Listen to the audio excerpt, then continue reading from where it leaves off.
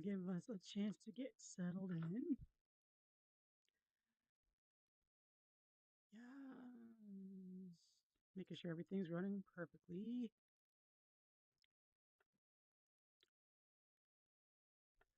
Looks like everything's running well. I think I'll turn up the volume a little bit though. Hey, where's my mic? Okay, there. Yeah. Wheel. There we go. Yeah, we're doing reacts again today, but a little bit more on what's been happening with me. Hold on, let me turn this up to a bit. So the reason why I've been gone so long is because I've been readying myself for the future. It's a good future because I'm like in real estate and whatnot. So I'm sorry I keep on looking over there. I'm very what's the word? Nervous person. I live alone, so it's just like, and there's like a dark corner over there. So I just like out of instinct, I keep on looking at it. But anyways, uh, with real estate, I had to finish up my onboarding with after I paid for my fees and whatnot. I had to pay for the onboarding of the company. So I finally did that. I finally watched all those little videos and whatnot, and it's all done. Now I can my free time again. So today, what I'm doing is, remember in the last couple ones I told you about my how I want to do like nail art and stuff. Like I want to do my own manicures. So all of this stuff has been coming in the mail for me.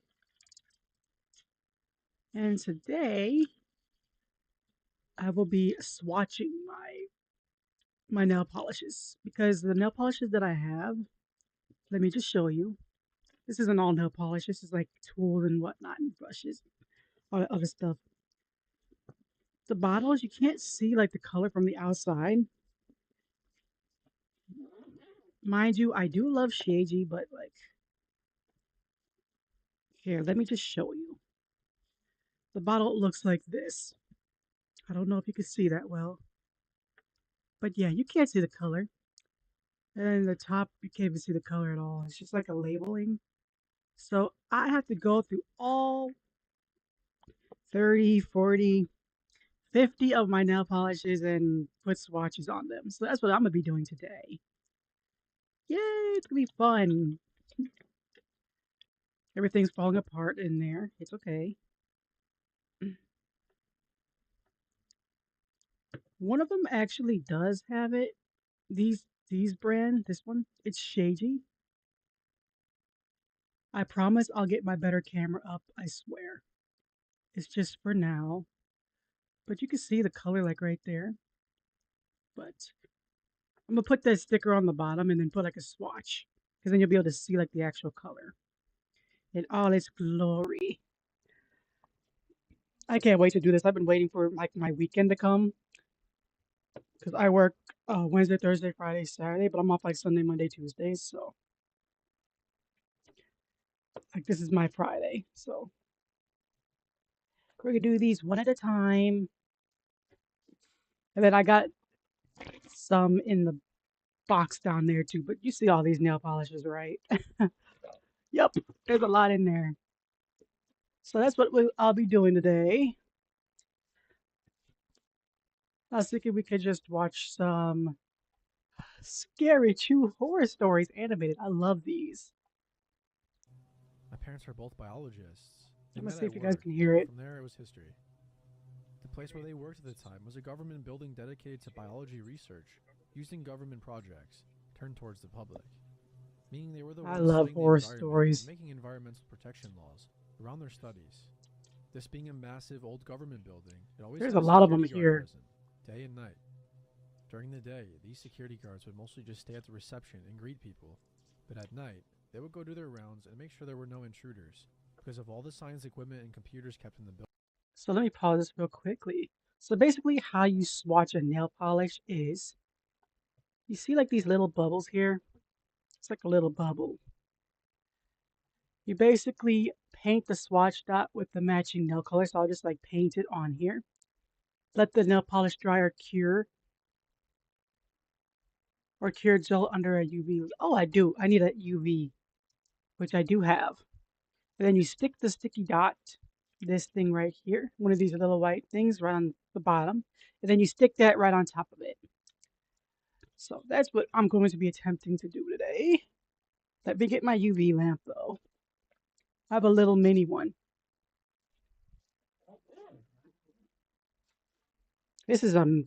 I'm actually serious about this, guys. Like I want to do like my own manicures.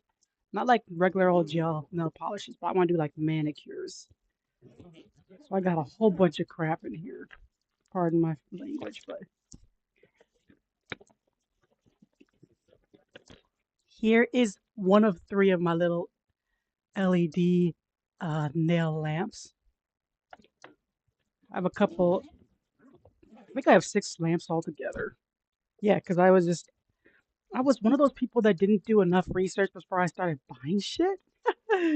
So I was like, okay, this is so cute. This nail lamp, it's like pink and sparkly. And then I found out later that it was like only 17 uh, watts, right? I'm like, that's very low for a nail lamp. So what I had to do was I'm like, oh, let me do a little bit more research. And then they said 35 to 35 watts and up is safe. So then I went and bought the one from Sheiji. They're the ones that, make this nail polish here. Because I've been like taking a lot of stuff from the last 2, 3 months, and they say when you're doing nail polish or like gel nails like this, like for manicures, you want to buy the lamp that coincides with the nail brand. So even though this one isn't like a 36 above, it's like a 21. It's 24, excuse me, it's 24 watts. I think that's nice. It's good enough for me. It's got good enough reviews online. Very good reviews. All of my lamps have good reviews actually. Even the 17-watt one. It's half LED, half UV, so I'm not too worried about it. But like, you still want to make sure that your stuff cures, otherwise you can get contact dermatitis, and I do not want that. So, that being said, let's get started. Building. Initially, one of the guards seemed like the nicest person. He was always really nice to me, and frankly, all the memories I have from him before this were really nice. He I'm gonna would go run and greet me get talk to me something. in the nicest way every time my parents brought me to work. He would make me paper planes, which he was surprisingly good at, and throw them around with me. And he would stay with me at the I would reception on show the days you, my like, parents had to work in the night. I would show you Obviously, for me, but me, that like, would get I really got my boring pajama really, really bottoms fast, on. so he'd keep me And company when and I get up, irritate me. it's embarrassing. Mostly we would talk, play with the I paper need to get planes, some and watch gloves TV. though. It all seemed nice We enough. gotta be safe about Nice this enough for my because parents to trust him with I me, don't want which was any probably their biggest contact mistake. dermatitis. Awaken to a world of wonder Although with in this Final brand, though, it's Fantasy perfectly XIV safe. Online. Okay, I'm back. It's Take it perfectly easy safe. and play your way. Whether it's fishing, Where is me? crafting, or taking on There's quests, me. Whee! I get my play gloves. solo, or team up I need with to your get some more friends. gloves. But the good thing is these are HEMA Final free. Fantasy XIV Online. And HEMA is a Play thing that, free today. causes the contact dermatitis. And you do not want that, so I'm going to be safe. Put on my gloves. One night, my parents had to work even later than usual. I It's think it good was to get around into 10 the good p.m., and they practice were of still at it. healthy So this guy who was on the habits. night shift decided to take me around the building with him I'm for happy to a be few back, months. though. I've been We missing you started on the guys. I've top been missing floor, watching this. all the rooms in the exterior part of the roof. Every room was so dark that I'd always stay a little behind and wait for him to turn on the Okay, let's lights. start. Then we stepped down to the second floor where my parents' office and labs were. So there's We 1, checked the opposite side of the building, going 2, into labs with massive extractors, 3, microscopes, 4, and every kind of science 5, equipment you might think of. 6. We walked down the stairs to the first floor, where most of the administration rooms were. I should take the stickers off. I still remember seeing some maps on the walls and embalmed fish everywhere, serving as Actually, I could decorations. just put them on the side. The I've seen first some floor people was like all put the clear, so stickers it like was around the time to check bottom the two there. basement levels. But I don't want to ruin the We bottom. thought I it would don't have made like sense to that. check the labs on the right side first, as the left side had a flight of stairs at the end, leading up to where my parents were. But for some reason, he decided Yeah, we I'll go just put check on the that top. side first. So We that checked all requires the me labs, having but I to noticed take his these pace was stickers off. accelerating, and he was starting to look and sound happier. excited even. Once again, we checked all of the labs, all the corners from one end to the other, turning the lights on ahead of us and turning them You know off what? behind Maybe us I to the will just left. put it on the side. When we got to the last It's area, okay. he turned all the lights on and he went inside. There were 3 separate offices on each side of the lab, and on the first No, one, you he got hurried to. towards the printer, opened it up, took out 2 pieces of paper, and made 2 quick paper planes. That's when everything changed. Man, it's Picked up one of the difficult. planes, went outside of the office, and threw it towards the end of the room. These Then little he told me the one he dots. just threw was mine and that we could throw them around in there. I ran to the other side of the room to pick my plane up, excited to play with it, Okay. and suddenly the lights went off. When I Let's turned put these around on to the check what was bottom. happening, I saw him getting out of the lab and turning the lights off and locking the door. There we go. I ran to the door, There's punched it one. and kicked it while screaming for him to open it. Panic taking over me because of how scared I was being in the dark at the time. Through the glass on the door, I could see him scurrying away into the corridors, turning the lights off as he went and disappearing after turning a corner. Oh I'm pretty sure boy. that everything I felt and every shadow and creepy monster I saw in there while waiting was part of my imagination because This of how one scared isn't I coming was. off smoothly. I balled up against a corner and could see shadows moving around me in the dark. I could only cry, lost, without knowing what was happening and why he was doing this. I also have a My Sharpie parents here, finished work so eventually, and when they did, they I packed just their labeled it things on and here. made their way to the lobby to pick me up and go home. When they got there, the security guard was at the reception, but I was Yeah, I nowhere to be think I'll found. just do that. They panicked, of course, One, and must have shouted 2, 100 different cuss words at the guy. I'm not sure 3. how my dad didn't murder him right then and there. But when they first asked the guy where the hell I Let me put this was, down a and what bit he so had you done can with see what me, I'm doing. he simply said that he had gone to do the rounds with me, 4, and I must have gotten lost somewhere. This is a building that would take you about an hour and a half to 5, check from top to bottom, even if you were rushing. So, must have gotten lost somewhere is not exactly helpful. and 6. They looked for hours without finding me. It was only when I saw a far light at the end of the corridors, leading to the lab that I was in, that I got the courage to stand up, rush towards the door, and start punching as hard as I could. They finally found me there and made the guard unlock the door to get me out. I don't really remember sleeping that night, and if I did, it must have been out of exhaustion. But I know I made my mom stay in the bedroom with me the entire night. Of course, my parents made a complaint against the guard, and when they did and the guy started being investigated, he was actually fired and arrested. Not because of locking me away where he probably hoped no one would Wow. find me, but because Oh he had boy. been partnering up with criminals to steal Can you computers imagine and that? equipment from the building to sell in some shady market, along with the Wow. information in the hard drives and make money off of it. By then, he had stolen a lot of old computers without anyone realizing, and who knows what his plans were for me that night. I'm not convinced that locking a crying child in the middle of the darkness, hidden away in some room, is exactly the most normal behavior if I you're don't not think trying so to hide either, them bro. and get them later when everyone else has left, and sell them You as a know part of what? the product. Luckily, he never had the chance to do that, and I really hope he never got to do it to any other kid.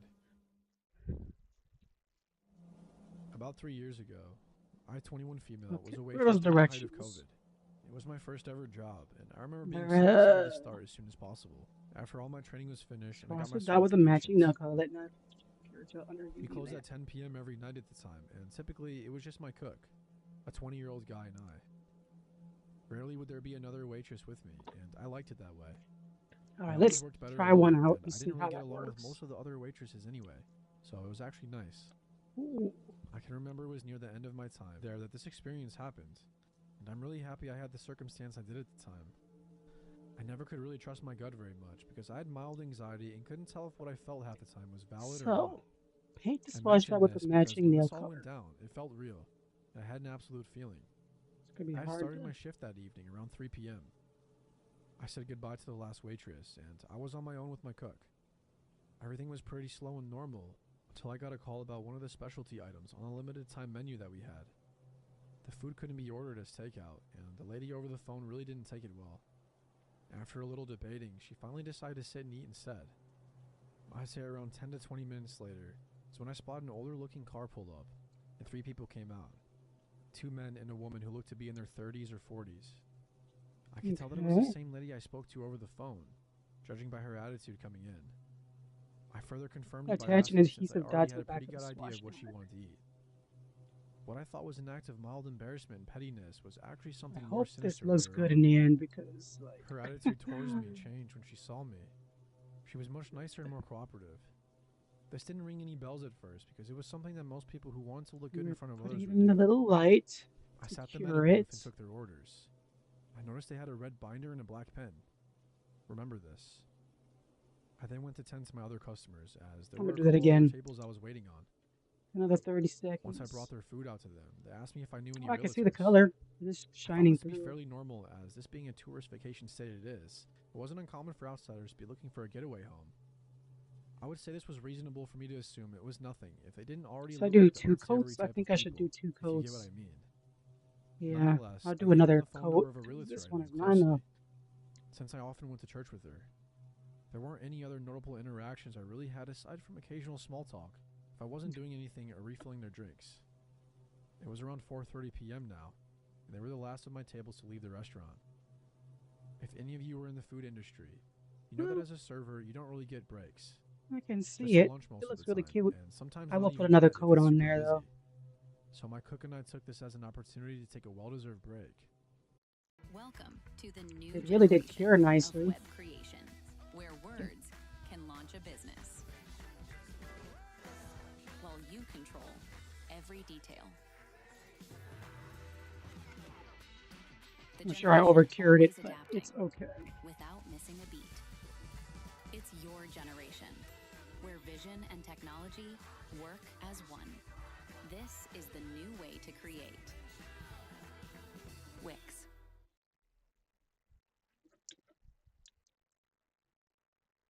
There we go. Oopsies. We walked out behind them and had a small chat with them. I should mention by now that the front of the restaurant had a disabled ramp I definitely got to going up to sanitize the this doors. afterwards. It was long because the building was on a raised foundation. This is important. Now, I didn't really notice it at the time, but one of the men took my cook to the other side of the ramp, down near the end, and was chatting with him over a cigarette. I was behind the railing at the top of the platform where the ramp plateaued. I think I want to use my Luckily, the other other nail man and the lamp. woman were on the other side of the railing, about 5 feet below, but in Yeah, front of because me. then it's like a no touch. We were having some small talk, and they started to ask some personal questions, such as if I lived in the area, if I smoked weed, how old I was, etc. I hadn't quite learned yet that telling strangers such personal things wasn't a good idea. However, this for some reason was starting to raise some red flags. I gave very vague answers to all of her questions as best as I could. Unfortunately, they still persisted in trying to have some sort of communication with me outside of my work, Okay. whether or not I said no. I suppose when they finally realized that I wasn't going to give that information up, Ooh, the woman finally yes. got to her point. She told me that she had a business offer for me. It I'm was sure for a you can't cleaning see that, but service. I don't like cleaning anyway, so regardless, I would have said no. okay. However, what Swatchy she dot. said next solidified my answer. Let She now park proceeded to tell me drive. that Your she owned a maid attachment service heat the called Dutch bag of the the Pretty splash Kitty's Maid box. Take the Service. splash bag into the bathtub. She said that she needed pretty and young Okay. girls like me, and that she had 10 girls now as it was, and she wanted to expand. She mentioned how they got paid $30K. She didn't specify the time length and how it would be a great Like opportunity for me to this. help her with her business. I instantly knew at that point that it certainly wasn't a maid business There and I we was in go. danger. However, I didn't understand just how much danger I was in. I politely declined her offer and told her I liked my job as it was, that I was satisfied working for my boss. She tried to further convince me by telling me how easy it was and reiterating how much I'd make under her supervision. She mentioned how she had a van for her business and described it to me. I can't exactly remember what she told me, but I do remember how she told me to follow her to her car. She said she'd show me a picture of her van in her car, but her phone was in her hands. I knew for certain I wasn't going anywhere with her or near that car. I declined yet again and said that I was fine right where I was. I said she could show me on her phone instead, but she was hesitant. After which she proceeded to end the conversation and left with the two men. I'm trying not to let this touch my A little hands as shaken, I'm I walked back doing into the this. restaurant with my cook and told him what I had just experienced. He joked about how I'd have good money if I went with him, because I didn't take the situation as seriously as I should have. I laughed with him. At the end of that night, when the cook's grandmother came to pick us up, I mentioned the weird interaction. A panicked look came over her and she sat silent, staring at me. I got confused and asked her if everything was okay. That's when I Oh, learned there we the signs of go. human trafficking. She Okay. broke it to me that I was almost trafficked and I was incredibly lucky I didn't get kidnapped. My stomach dropped and I started to panic at the realization of how much danger I was in. Yeah, this is Nothing really the. happened after that, except for the red binder and the black pen I told you to remember. It's very I went to work the beautiful. next day and a customer walked in. Now, normally in my part of town, not many people like to sit and relax for a while. They're mostly there to just eat and leave. as it wasn't exactly a cafe. Well, I get into my apron and sit this gentleman. He was well dressed, not in a suit and tie, but just nicely dressed. He was alone. I sat him at a single booth and took his Okay. order of one single coffee. He had a red binder and black pen with him. I didn't even notice until my cook from the night before reminded me of it. That's I was one so of them. shocked at the fact, and it unsettled me even more that he proceeded to sit there for 3 hours, watching me as I tended to my tables. I kept asking him if he needed anything else, and he asked me if people never just It's like, sat which and relaxed colors with are coffee. these? I sort of shrugged and said no, not here. Now this might come as a surprise to some of you, but servers, believe it or not, do not listen in on some of your conversations. I'm lucky I did it with this one. I specifically remember him speaking over the phone about finances and how he needed to find another house. He spoke about moving money and how he was going to pay his girls that night. I ran to the back of the kitchen and told my cook. Thankfully, he came out with me to help deliver some plates in order to throw that guy off. It worked, I think. He ended up leaving not long after that, and I haven't seen or heard anything since. I'll tell you though, I've been much more on guard since then. Okay. Back in 2013, I had to go out and find an internship to be able to progress in my education. But at the time, it proved to be almost impossible to get one. So I just while gotta I was label them looking, first. I decided to take another job just to make sure we had food on the table. Look I at the found out a friend pictures. of my fiance's family had his own Now handicap look at the bus picture. company, a kind of taxi service for wheelchair users or otherwise disabled people. And he needed someone to cover the night shift since it was a bus that had to be on call at least 22 hours a day. Seeing that I'm quite the night owl, I immediately told him that I'd be happy to take the job. And after I got the needed license, I was hired. The Okay. job was pretty basic. Pick Yep, up this people is and the drop colors them that off I'm where they need doing. to go, and sometimes use a machine to I get don't know if you can wheelchairs see up that and down well. some stairs. And when there were no This trips, I drove to a is designated area and did whatever while waiting. I quickly found a truck stop in the area where I could park and catch some Z's while it's waiting. very pretty. There was a gas station where I would buy coffee in the early hours of the shift. And on the other side of the gas station's parking lot, on the opposite side of the truck stop, there was a rundown restaurant with a motel connected to it. Right, on to the next To one. not disturb the sleeping truckers, if I got a This is trip in the going middle of the really night, well, I actually. usually parked on the restaurant side. After parking there every night for I a got the while, hang of I it noticed one now. particular room had a lot of people come and go. But I am gonna In the beginning, I thought switch nothing out of the it. nail lamp. But then one night, at the end of the summer, while I was half asleep with the windows slightly open, I suddenly heard yelling coming from the motel, and a dude came tumbling out of the room and started running. And a few seconds later, a big dude came running after him with something in his hand. I could not make out what it was. I thought that it was none of my business, and I went back to my half-sleeping waiting stage.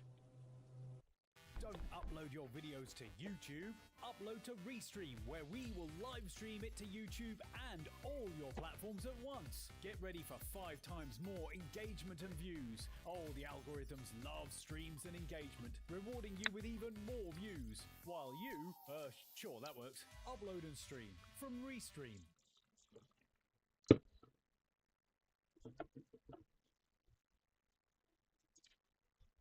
Not much time passed. and my phone went off. Sanitizing. I had a trip an hour's drive away, so I turned on the bus and was leaving the parking lot when I saw the big guy coming around the corner. The rest of the night, I had back-to-back trips, so I didn't park until I got home.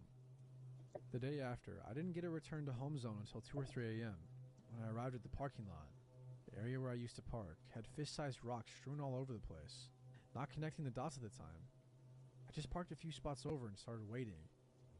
I fell asleep pretty fast, but I was jerked back into reality when a car right in front of my bus honked its horn, Very nice. flashed the high beams, and revved its engine. Okay.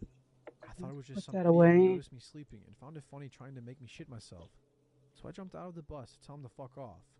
But instead of driving off or stopping, Trying to make him the what? driver made this start brake thing with the car indicating that I was the one who should fuck off. And then I connected the dots. Not wanting to seem like a pushover, I stood still and stared at the car. Not that I could actually see anything with the high beams almost Okay, blinding here's me. a. And after This what is seemed another like a really small long one I was time, talking must not about. have been more than 30 seconds, the car drove off. After that, I decided to park near the trucks from then on. It's very A month or nice. so passed, and nothing had happened since the car episode, and I figured that nothing more would if I just kept parking by the trucks. Then one night I had a long 12-hour shift Okay, on let's a test Sunday, this one out for 6 p.m. to size. 6 a.m. See how it I goes. didn't have time to eat dinner before work that day, and during the first half of my shift, I had back-to-back trips with no time to eat. So when I got a return to home zone, I quickly parked in the far end of the almost empty truck stop and got ready to eat my now very late dinner that my fiance packed for me. I wanted to watch some TV on my phone while eating, so I sat with my back against the driver's side door and got comfy. While turning my back to the door, I accidentally hit the door lock with my elbow. Uh-oh. That was my luck. As I was sitting there scrolling Netflix on my phone and heard the clack of the door handle behind me smack back in position, I quickly turned and saw a dude with a hood over his head quickly crouching and proceeding to lay down on the ground and crawling under the bus with a big-ass kitchen knife in his right hand. Oh, that's creepy. I quickly got up and made sure the other two doors were locked, and then I looked in all directions to see if I could still spot him. He was still under the bus, and I was sure as hell not jumping out this time, since the knife made his intentions pretty clear. I turned on the engine, turned on the spots in the back of the bus, and looked around to see if it had scared him off. And lucky for me, it did. I saw Yeah. him run off and into I'll a bushy say. woody area at the end of the truck stop. I never parked at that truck stop again after that night, and I made sure all the doors were locked every time I was parked.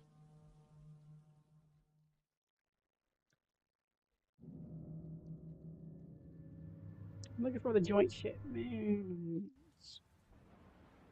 When I was in my mid-20s, I worked night shifts at a 7-Eleven. I was still doing online school at the time, and I figured most of my shifts would be slow enough for me to get some schoolwork done during my shifts. For the most part, this actually worked out. I'd be the only one there, and it would never really get busy. Whenever someone would come in, I just push my Hold laptop on, we're getting aside, there. and when they left, I'd continue my school stuff. This night, it was very cold and rainy outside, which always made me happy because almost no customers would come in.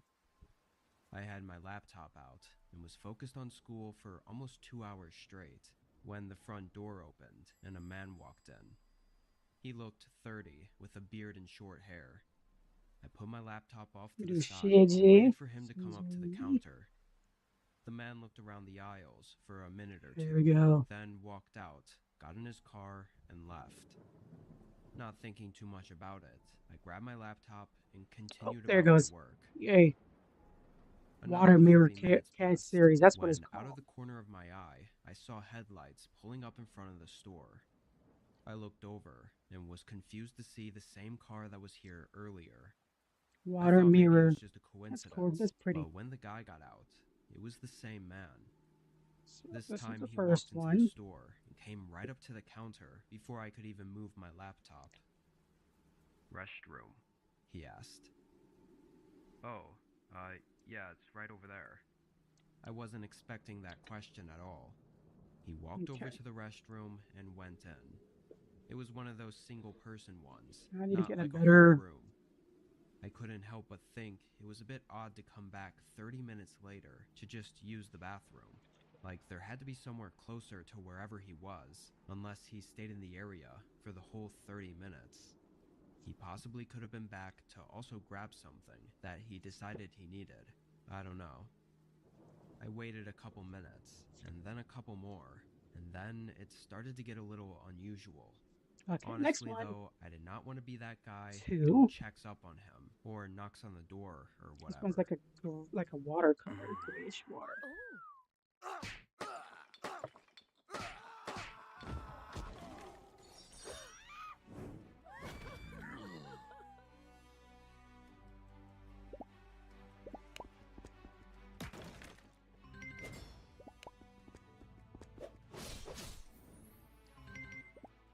I don't have to worry about a HEMA with these ones, but still, you know, you want to be careful.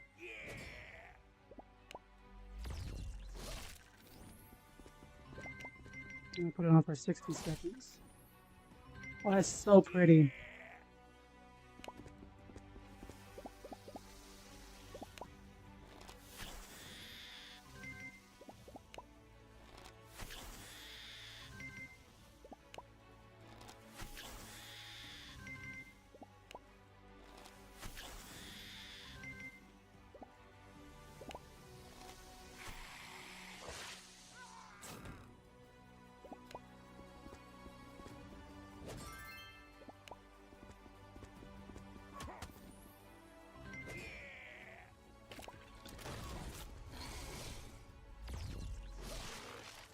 What a commercial! Skip Another it. 15 minutes passed, Skip it. so he'd been in there for almost 25 almost minutes done. at this point when a police officer pulled into the parking lot.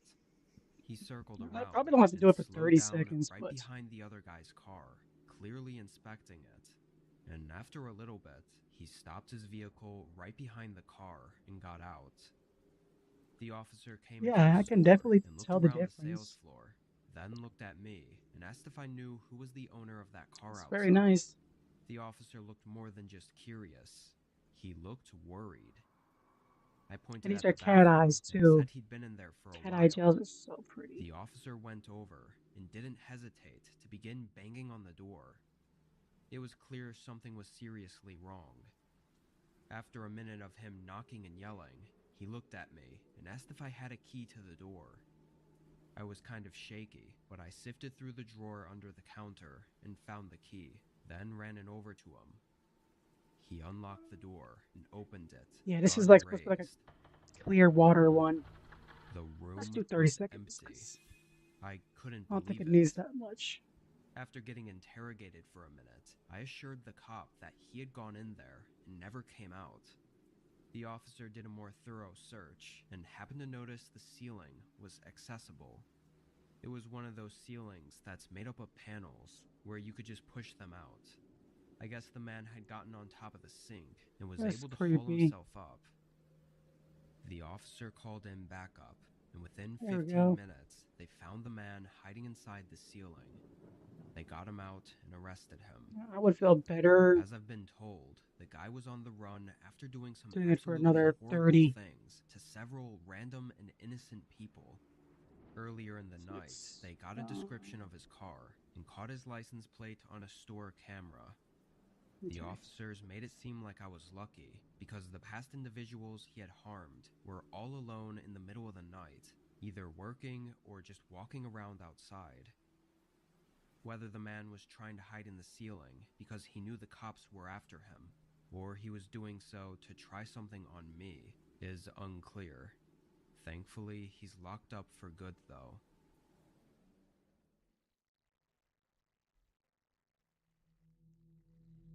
Okay. Let's see it. I'm a security guard for a mid-sized office building. It's located right in the center of the city. Around here, crime rates are pretty high, so it's not uncommon for businesses to have huge losses from break-ins at night. I usually have a coworker with me, but during this month I was alone while the company I worked for was training up a new employee. I didn't mind it at all, though. Being alone was more boring and made it harder to stay awake, but That's having very a partner pretty. sometimes could get annoying, depending on who it is. Yeah, I Anyway, could totally see the it was color. I around was like 2 not weeks expecting into much from this. month when I was patrolling the lot like usual and noticed a couple guys far off on the other side of the road. They were standing around in the dark, looking in my direction. I don't This know is if the they hardest were part is looking at getting the this. building or watching me, but it gave me an uneasy feeling. The next time I made my rounds, they were gone. I took a mental note of it, but I didn't think about it too much. The rest of the night was quiet. I got out at 6 a.m. with nothing more to report on. The next couple days were uneventful as well, but then, one night at the end of the week, I made my rounds outside and saw them again. They were in the same spot as last time, standing in the dark and watching me. It made me uncomfortable again, so instead of continuing my rounds, I stayed It's out kind on of that hard to side get of the off. building. Maybe if they saw that I I can't noticed lie. them, they would leave. I stood out there and walked back and forth for about 5 minutes before the men walked away. As I was out there, I tried to take notes of what they looked like, but there really wasn't much I could make out from that distance. I stayed out for another 10 or So 15 this one's like a minutes gray. after they left, making sure Yeah, they grayish didn't come water. back. But you could totally Then I see the went back colors. inside. With them Okay, gone, that's bad. I figured I now was like a it. good I'm time to very head to the break pleased. room and take my lunch. It was about 1 a.m. The break room was at the far end of the hallway in the back of the building. I sat at a table and started eating while scrolling on my phone when I suddenly heard a noise. I put my phone down and looked at the door to the hallway. I'd never heard any noises like that before. After a few seconds, I got up and walked over to the doorway. I'm so I stood there excited. for a good 30 All right, seconds, time for the next waiting ones. to hear anything, but it all seemed so quiet that I figured it must have been nothing. I went back and finished my lunch. Afterward, I went to the security office and double-checked that there were no alerts or flags. Everything looked good. I would never Usually, want to be this is the security time of guard at night night, where bro. I just sit in my chair and wait around, but In something any in me place. felt like going to make another rounds. The noise I heard didn't have me nervous, though. I think if anything, I was actually just more curious about what it was, and found it as something for me to look for while I was bored. Whoa. What's that? I just built a budgeting app in Base 44. Guys, Nina just built an app. Impossible. Nina can't code. Interesting. Can it generate reports? It can now. Nice. So you're saying we can all build apps now? Nice. I'm on lunch. I gotta make a call. I'll be in my office. Just built an inventory tracker. I started my rounds outside, walking around the building. It was quiet, just the ambient sound of the buzzing streetlights. Nobody was out there.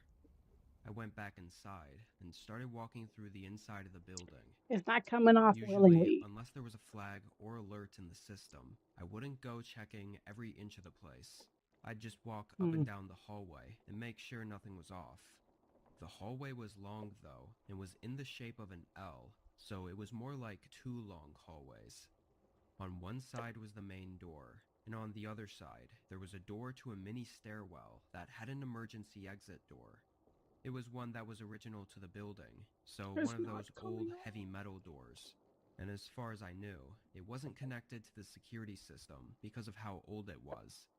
To bypass this, the company just put a huge padlock on it and bolted it shut to essentially make it useless. Whoa. However, didn't do when I much. got to the end of the hallway and looked through the door window into the stairwell, I was in complete disbelief. The padlock was snapped in half, laying on the ground, and the metal door had been forced open. I felt lightheaded Creepy. as I hurried back to the security office. Oh, I got that If one off someone in had One broken Piece. in, how the hell did they slip past me unnoticed? We were able to Surely save I one. would have seen Or or two. heard them. Let's I try to get started this one. scanning through the tapes. I got to the point where I was standing outside, watching the two men. After they You'd left, be so excited I for these stayed pink for a ones, bit though. to keep watch. During that time, they came around to the back of the building and snapped the lock off, breaking in and going into the workrooms. Disturbingly, they were still inside the building when I came back inside. One of them was just Oh, on the boy. other side of a door, literally Whoa. 2 feet from me, as I You walked got past so them lucky. and into the break room.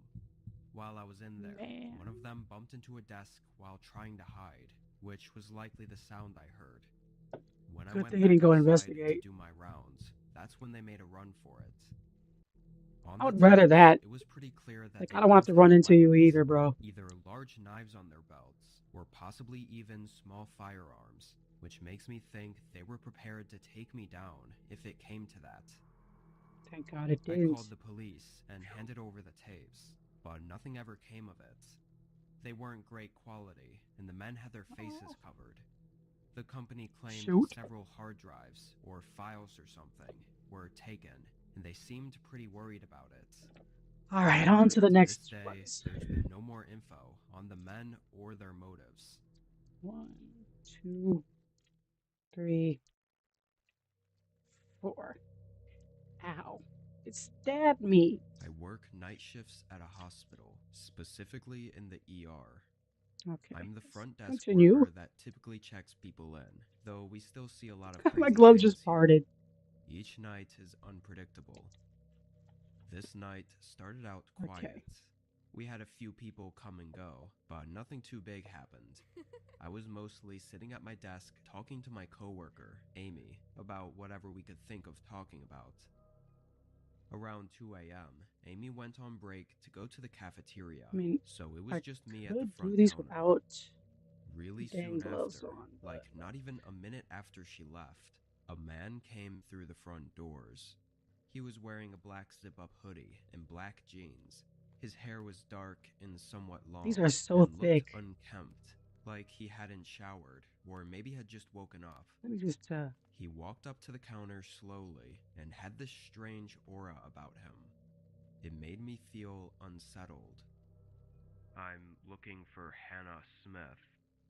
I didn't remember the exact name he gave, but it was a woman's name, and as far as I knew, they hadn't been admitted recently. Still, I checked the records, but I saw no one by that name. The man seemed uncomfortable as he waited. I told him there wasn't anyone here by that name, and that he may need to check other hospitals in the area. He awkwardly nodded and walked out. I glanced at the security guard, who was standing at the other side of the room, and we both made that eye contact, That should be good. agreeing that that guy was a little strange. layer 2. A half hour later, Amy came back. The rest of that shift was quiet and slow. I got out at 4 a.m., saying bye to my coworkers and heading out to the parking lot. This wasn't the largest hospital, but the parking lot was really oversized. It was huge, and all the workers were supposed to park in the back to make room for patients closer to the building. As I walked to my car, a weird feeling came over me, and I randomly thought back to that man that came in earlier. I don't know why, but I suddenly felt unsettled again. Maybe it was the eerily quiet parking lot at night. I walked a bit faster, got up to my car, and got in. I This tossed is my fun, bag but on the like passenger it's seat very and started time driving. consuming.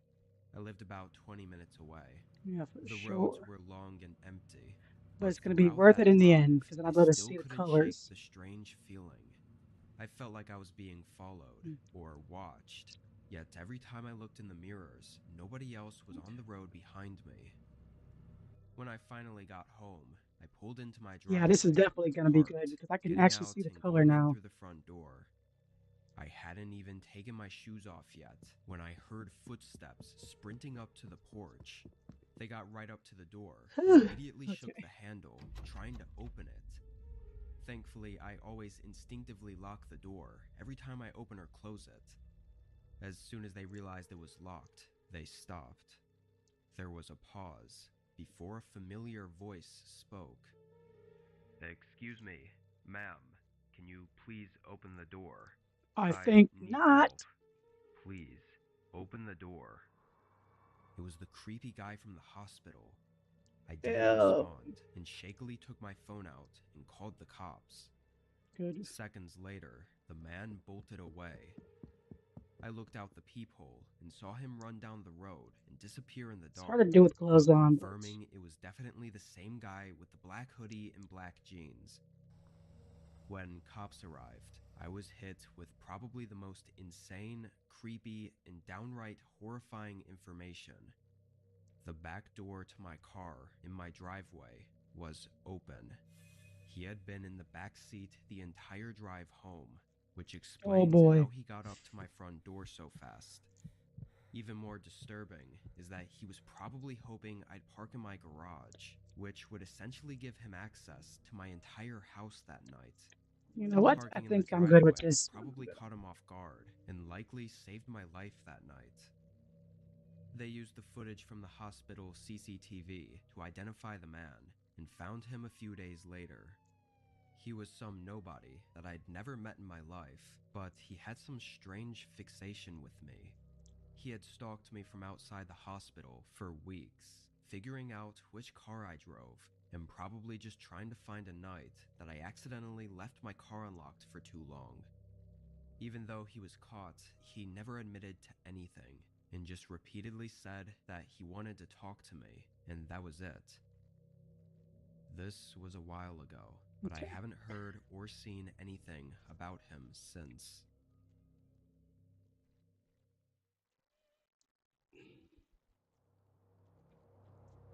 I'm gonna keep my glove on because I just don't feel comfortable It not was the taking it first off. weekend of February.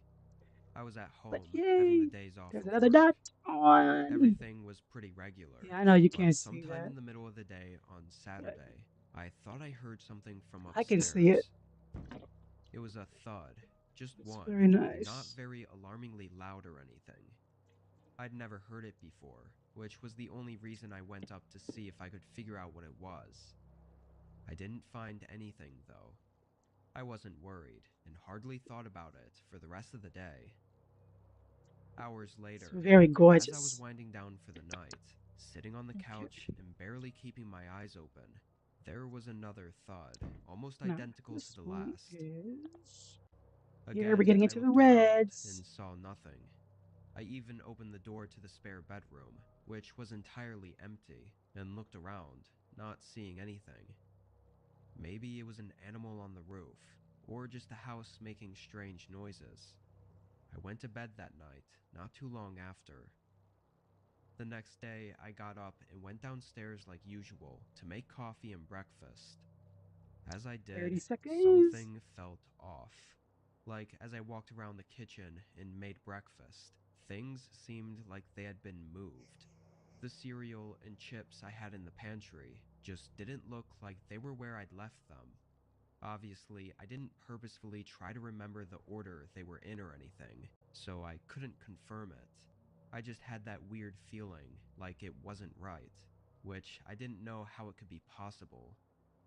I tried to pay more attention to things the rest of that morning, but eventually I forgot about it. I think I was caught up on how impossible it would have been, so I had to be mistaken. The rest of that day, I was downstairs, watching TV and doing some chores. It was just after sunset when I heard that same thud again.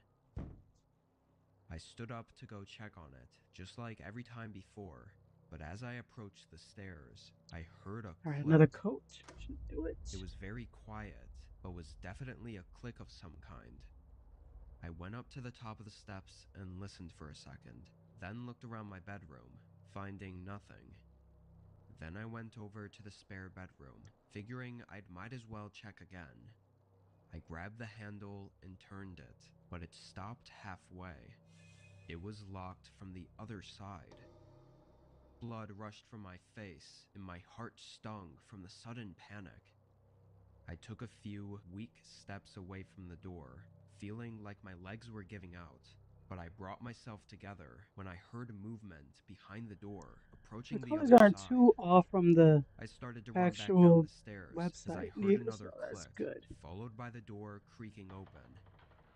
I left out the front door and ran to the Okay. end of the street, where I called 911.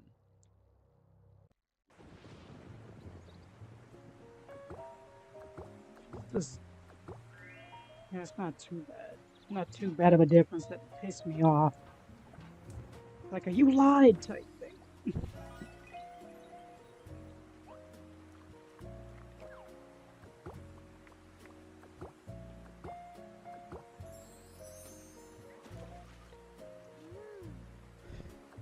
Press that down, make sure it's good.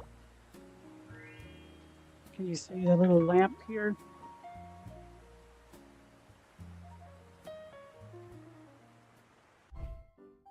Sorry, that was my fault.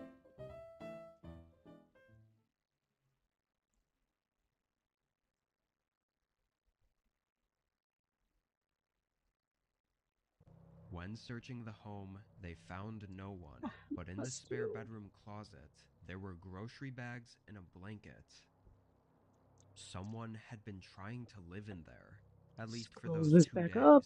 but probably even longer, Get it without ready. me knowing. Oh, that pink is Likely they were coming gorgeous. out at Oh night my goodness, I while can was see that now. sleeping to go downstairs and eat and drink Oh and yeah, do it's beautiful. whatever. It's like the color of this It pink right sends here. chills through me just thinking about it. It's very nice. Thankfully, they seem to have left for good after that night. What they would have done had I found them is something I never even want to know.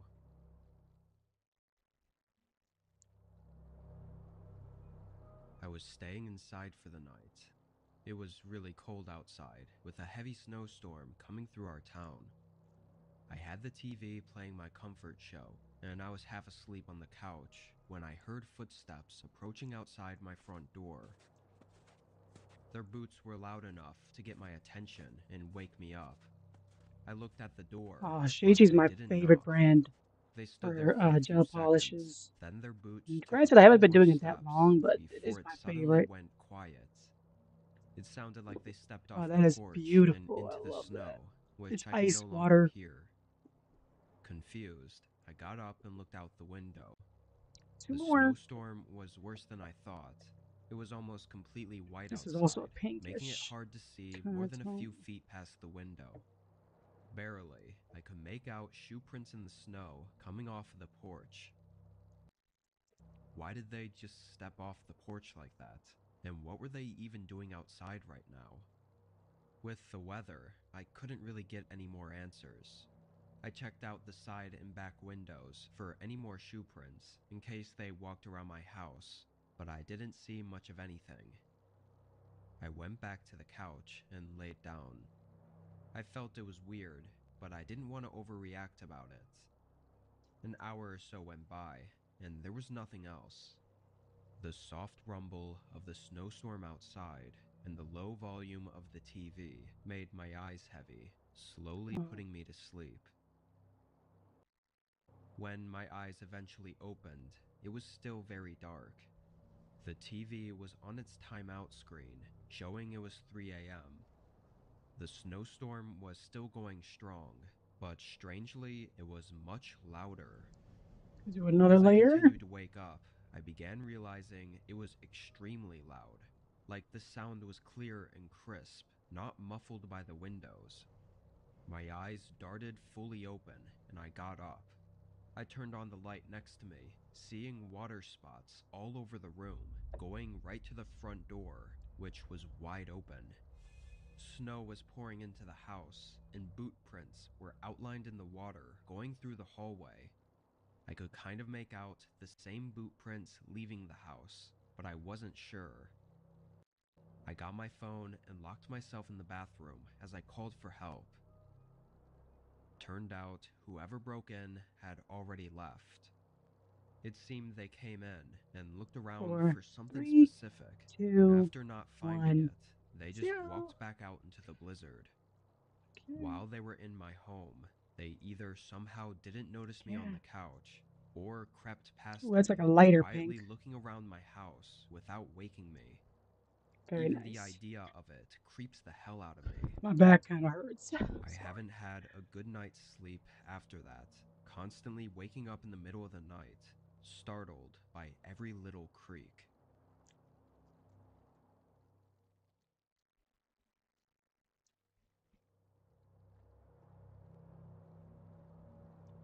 I I worked can't at a wait to get gas to the reds station because I got a for whole bunch 2 of reds years, too. starting in 2015.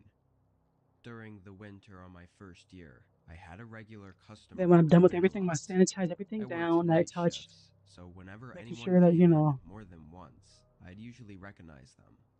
This guy was a making sure that's trucker good. who told me his name was Paul. He was a really nice guy, though he definitely had something different about him. He was always smiley, like too smiley and happy, especially for it being the middle of the night. Sometimes I actually found it creepy. Anyway, one night he came in and he was acting differently. He walked in and greeted me, I can see the but color as of he that looked much around the better now. aisles, his face was dull and almost angry. He picked out an energy drink and came up to the counter, and his face suddenly changed back to that overly happy look. I could see dread in his eyes, though, making his smile seem even more fake and almost disturbing in a way. He paid and walked out to his truck, then drove off. I'd almost forgotten about it until the next day when I saw his truck pull in again. It was pretty cold and snowy outside. When Paul came in, he had that It's same harder for it to look stick as because like yesterday, except it's he sticking to didn't nail smile polish. at all. He grabbed the first drink on the shelf and came up to the counter. As he paid, he started asking me questions, like how busy it was tonight and when my shift was over. Then, before he left, he asked if I wouldn't mind helping him lift something in his truck. Having known him for so long now, I agreed, wanting to be helpful, and put on my jacket and followed him outside. The gas station was empty, aside from his truck, parked on the far side of the lot. I followed him over there, and he opened the passenger door, then walked around to the driver's side and got in. He said it was right up here, gesturing for me to get in as well. I climbed up and sat down. Please It tell me was you weren't one of that those dumb. big box trucks that had a door behind the seats for It access was to the dumb. cargo Sorry. section. I looked at Paul. He had that strange, wide smile again. It's just right in there. I'll follow behind He you. keeps on sliding all over the Pointed at the place. door. I suddenly felt very unsettled and could sense that this wasn't what he said it was. I sat there, trying to figure out what to say or do, and I began to notice an odor. It was strong and disgusting, coming from whatever the hell was behind that door. I looked back up at Paul. His face was tense, but he held that smile and just watched me, waiting for me to move. I jumped back out of the truck, slamming the door behind me and hurrying back into the station. He didn't follow. As I was hurrying back, though, I thought I heard him yell, like a frustrated yell, coming from the truck. The wind covered most of the sound. He pulled out of the gas station soon after. I worked Hopefully there that for actually another sticks, year, because and Paul never showed up again, that not was even not once. fun. I don't know what was back there, or what was really going on with Paul, but I think I was lucky Am I to putting not too have to much find on, out. or what? These ones kind of look the same, though. I mean, one looks a little purpler in tone. It was just before Christmas. School was out, but my parents still worked during the day. This I was an one. only child, which meant I had the whole house alone and could do whatever I wanted Maybe I put all too day much while on they were there. gone. I'll like This put was so just much another on there. weekday, I think Tuesday, and my parents left for work at 9. I immediately fired up my PC in my bedroom and started gaming. Strangely, only 15 or 20 minutes after my parents had left, there was a knock at the front door. Being young and not used This to is answering the door beautiful. alone, This color I right chose here. to ignore it. I tried not to make too much noise for the next little bit, because I didn't want them to think anyone was home, hoping they would just leave. I didn't hear any more knocks, so I continued on with my day. I was playing video games for way too long, honestly, like 3 or 4 hours straight, before I even got up from my desk to make some breakfast. I went downstairs and poured a bowl of cereal, then started walking back to bring it upstairs, when I noticed the front door was unlocked. I thought that was weird, because my parents always remembered to lock it, and usually would leave through the garage anyway. I went over and slid the lock down, then went back up to my room. 6, I 5, think it was around 1 4, or 2 p.m. 3, After 2, finishing eating, 1. I got right back to gaming. I had just reopened my game and This loaded one only into needs a new one. match, so like only 3 minutes later, when I felt something shake my desk. It wouldn't hurt to I do didn't another hear one, anything, though. but I had my headset on, so it was unlikely I would have, unless it was really loud. It felt like a vibration, though, which I'd usually only feel from my parents closing a door or something. I took my headset off and looked at the bedroom door, listening for what could have caused it. It was quiet. I got up and opened the door, then looked down the hallway toward the stairs, again listening for anything, and again not hearing anything.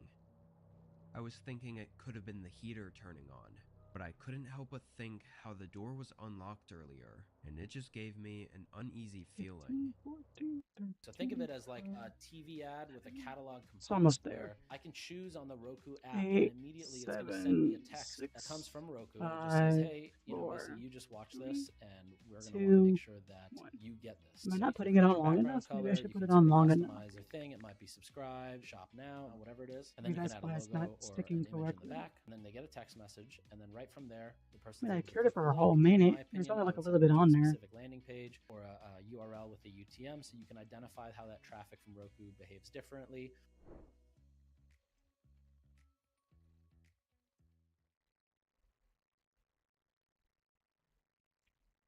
It could very well be the problem or the issue. When I saw the domain was available, I was like, I'm taking it, I'm trademarking it, I'm going with it. Hi, I'm Aaron. I'm the owner of Cuppa Pug. I wanted the word cuppa, as in cup of tea, I thought would be great to mix with pug. When I first saw it go live, that's when it all clicked. Well, was that nice?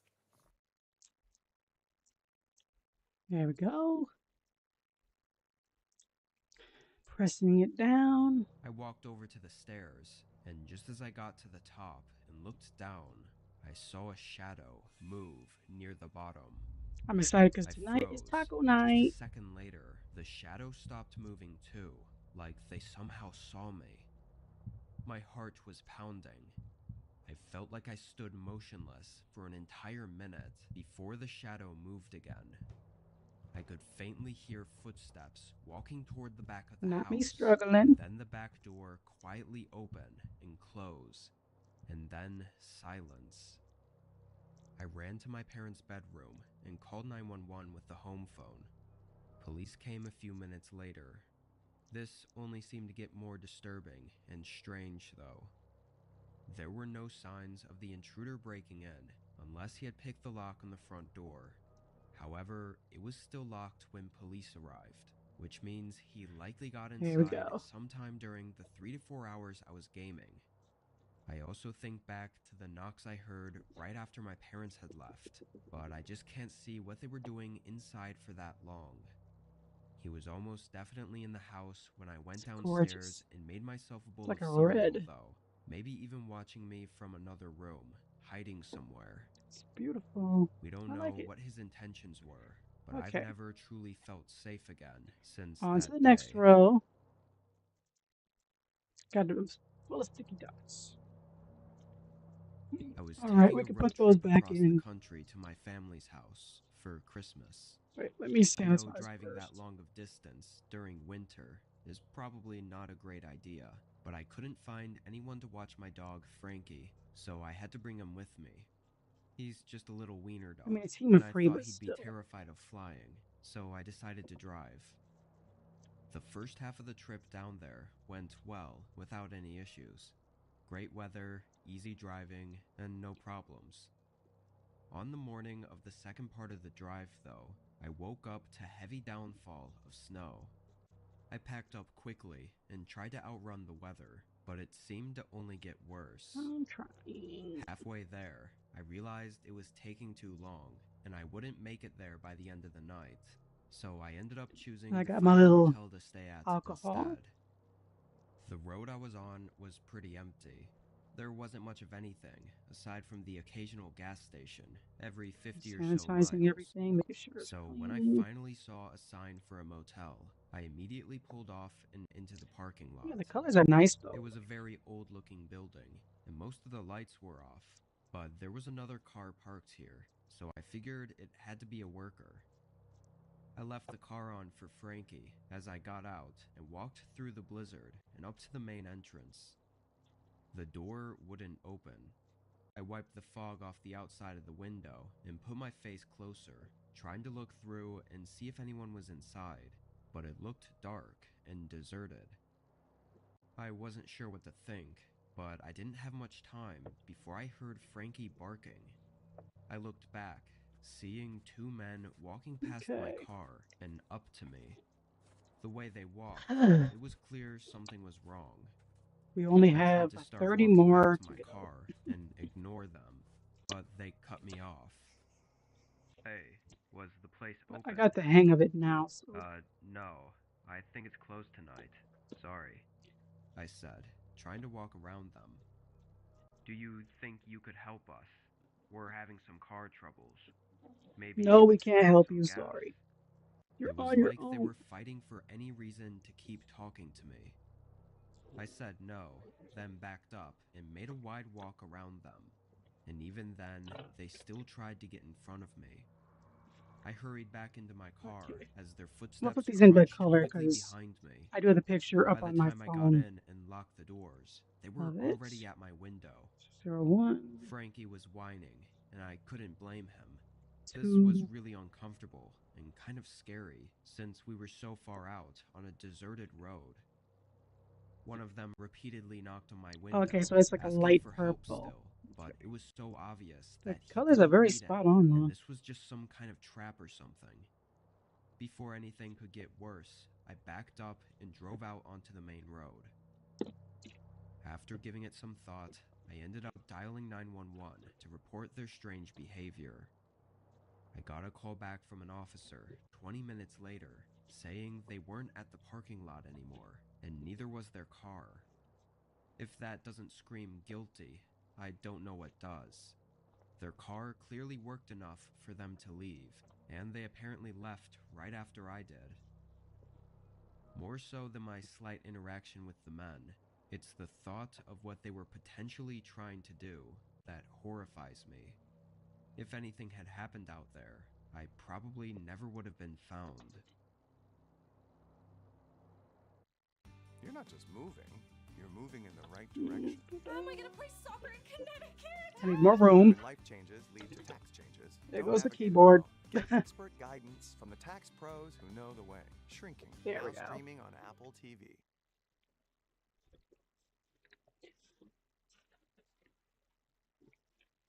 There's a lot of stuff in here. For a while, my husband and I were considering going on a double date. We had been together for 20 years and had 3 daughters, so we were happy in life, but getting bored in the bedroom.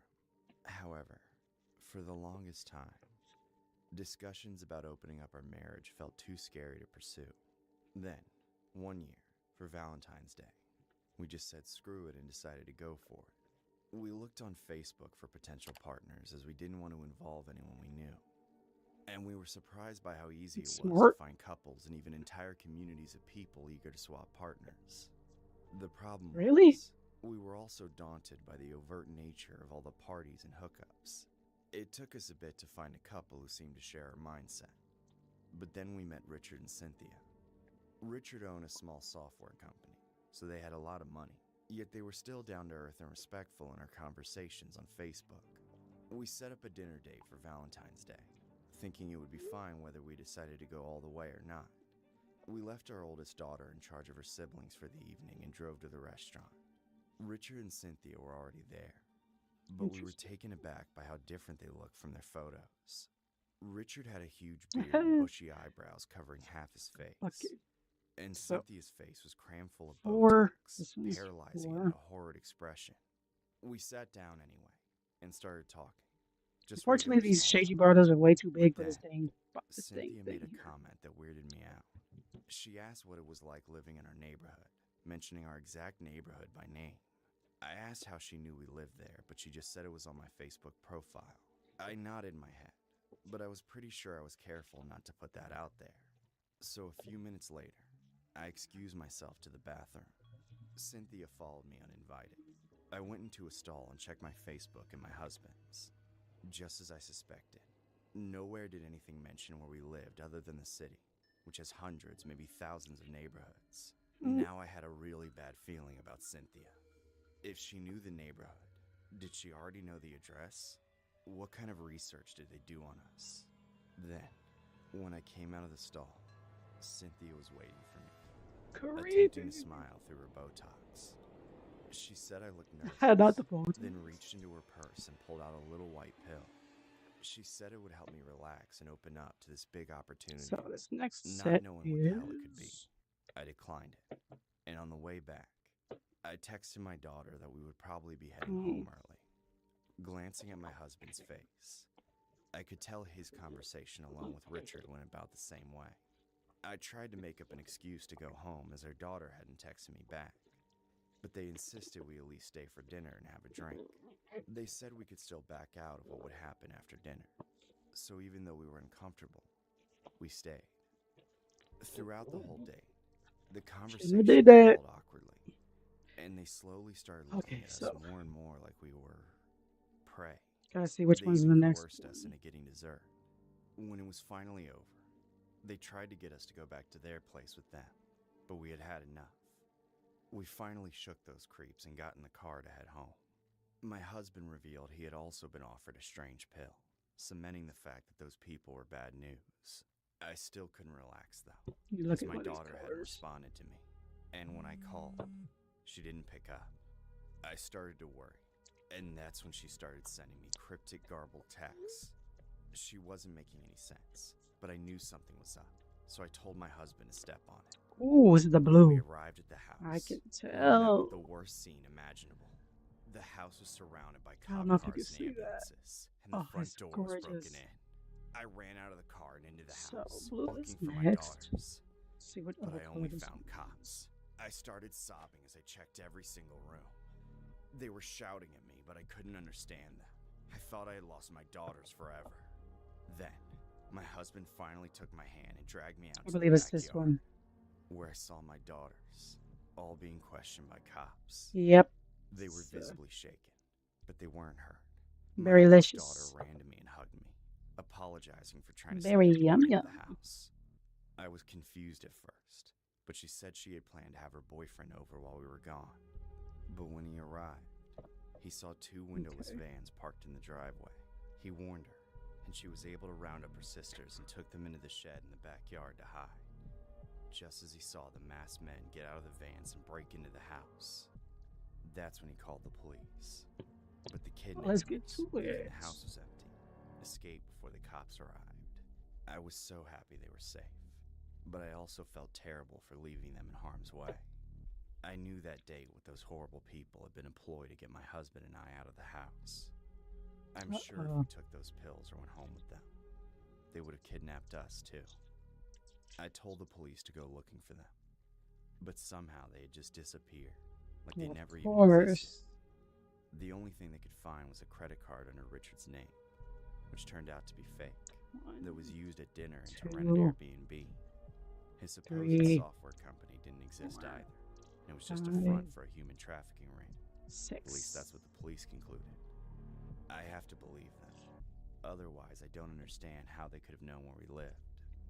To this day, I still can't believe how close my husband and I came to throwing away the lives of our entire family. We have got to the point where literally anybody can build a fully working app without Don't knowing how beat to yourself code. up over it. This is Base 44. This is a first look at the current industry-leading AI app builder, and you wouldn't believe the kind of apps that people are creating. And I Smart got stuck to my nutrition glove. apps, inventory trackers, onboarding tools. There you you go. name it. And if the only thing stopping me from making the app is the idea, then why not build an app that gives me endless app ideas? So let's make it. Pro tip, I draft the full app spec in ChatGPT, and then I drop the prompt directly into Base 44. It gives me super detailed structure. And here it is. Everything I laid out in detail as it goes. This is pretty awesome, but I want to make it playful. So I'm going to add a Boom, swipe left boom, and swipe right interface. The same usability we all know. Now I'm going to add one I'm more sorry feature. for So listening every to idea that I commercials, figure but will turn into a kickoff like, prompt to start building the app my itself. hands are And full. that's it. Just come up with your idea, any idea, and Base 44 will I'm do trying the to do this rest. the So safe go to way. Base 44 and create apps with your name on it.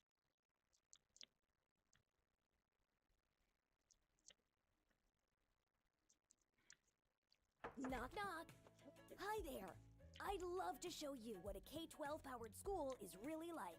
Step inside.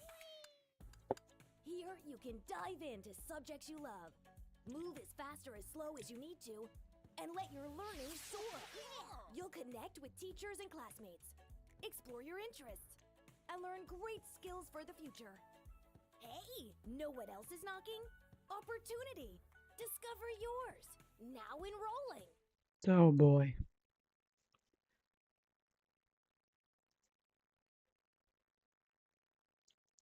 Who wouldn't want to be One day taught at by a school, fox? I randomly fell into conversation with a girl in my class named Caroline.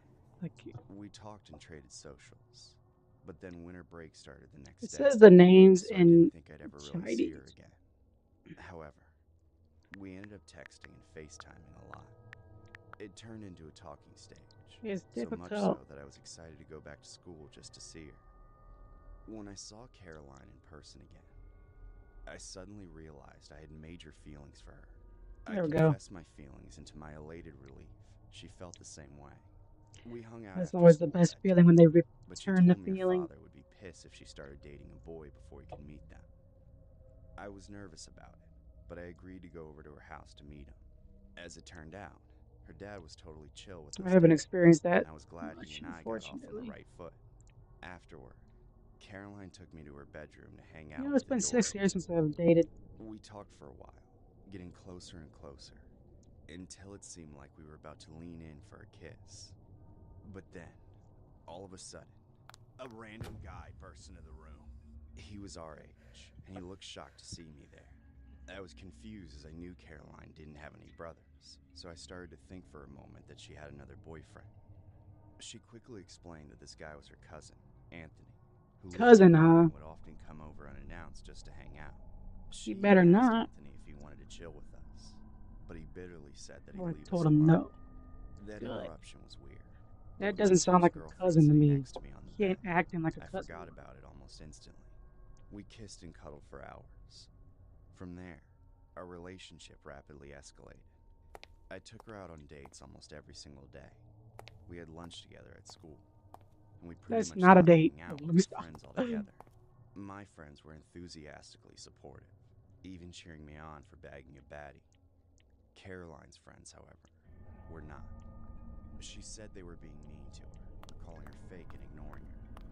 There was That's even terrible. a random number texting her horrible things about how she was a loose hag and a traitor. Some of the things they were saying to her were just horrendous.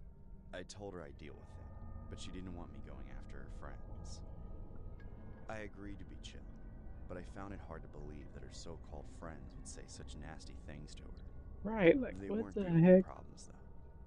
I couldn't shake the feeling that we were being watched at school. It was like everyone was side-eyeing us, talking behind our backs and spreading rumors. I wanted to get us away from all the drama, so I took Caroline out to lunch. Here we We go. sat It's all inside by good. the window. While we were waiting for our food to come out, though, I also got a text from the same random number. Mm. But it wasn't just calling me a Okay. thirsty friend thief. It was a death threat. I elected not Dang, to tell bro. Caroline to avoid freaking her out. About 10 minutes later, we dug into our food.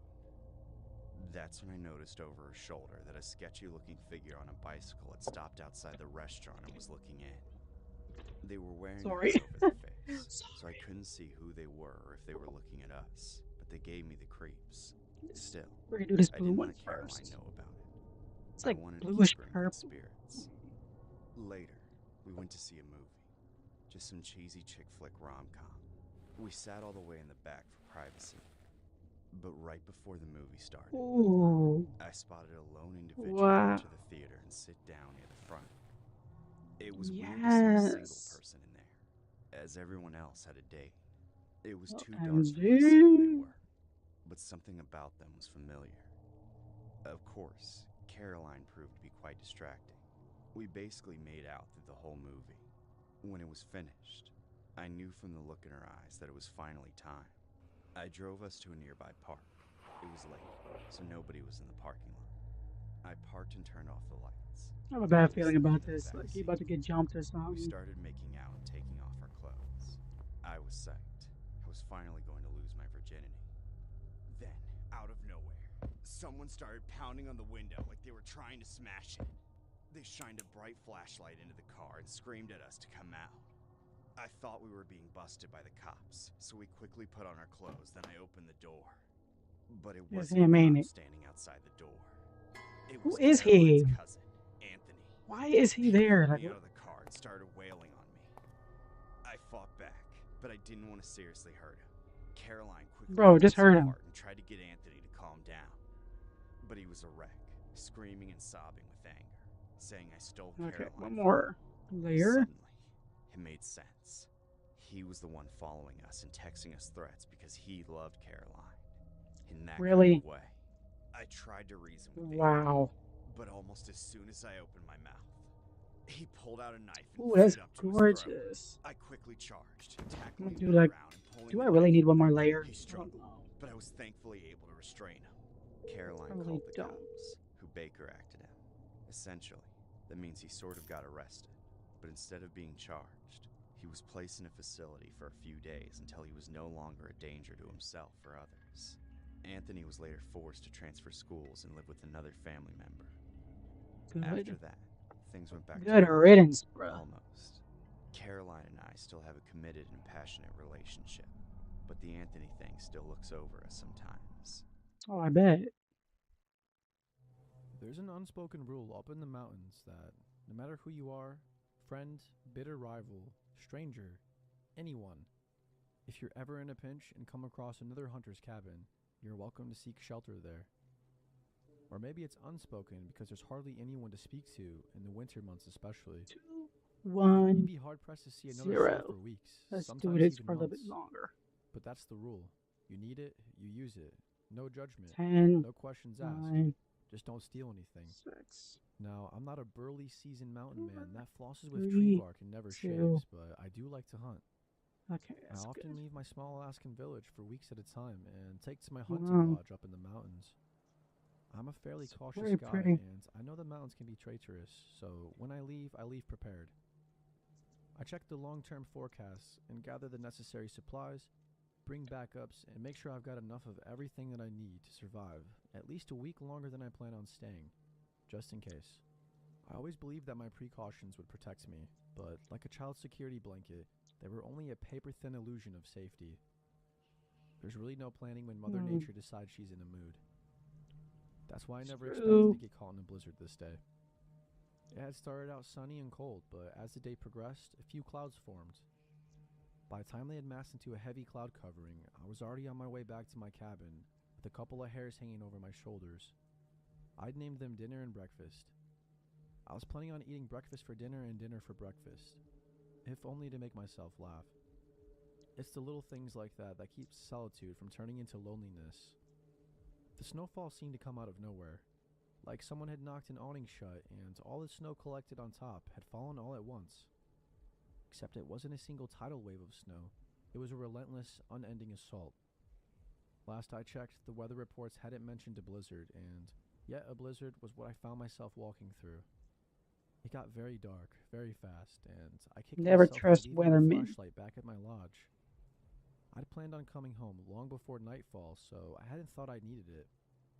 I'd been sorely mistaken. Snow Must you prickled be so painfully as it difficult, darted into dang. my eyes. I had squinted almost all the way to keep those sub-zero jerks from stabbing me blind. There it goes. The wind howled as gales cut through my clothes and right to my bones. I could barely see 2 feet in front of me, and I couldn't see the 2 feet beneath me as I sank in an ever-growing blanket of white. I'm not sure when I realized I was lost. At some point I knew I should have arrived at my cabin, There we but go. all I saw was white with a few slivers of gray swaying in the thick breeze. The hairs at the back of my neck became stiff and battered against me with every puff of air and the awkward crashing footfall. I was running out of energy, running out of ideas, and beginning to panic. I could have spun around in a computer chair 100 times and felt less disoriented than I did in that whiteout. Hmm.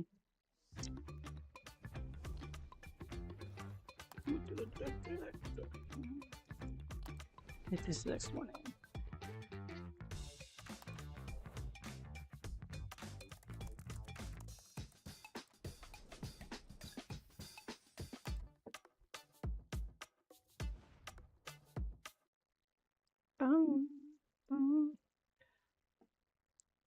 This is so soothing. Then I walked right into a cabin, literally. It had become so dark and the snow had become so heavy that I couldn't see the structure until I stumbled face first into it.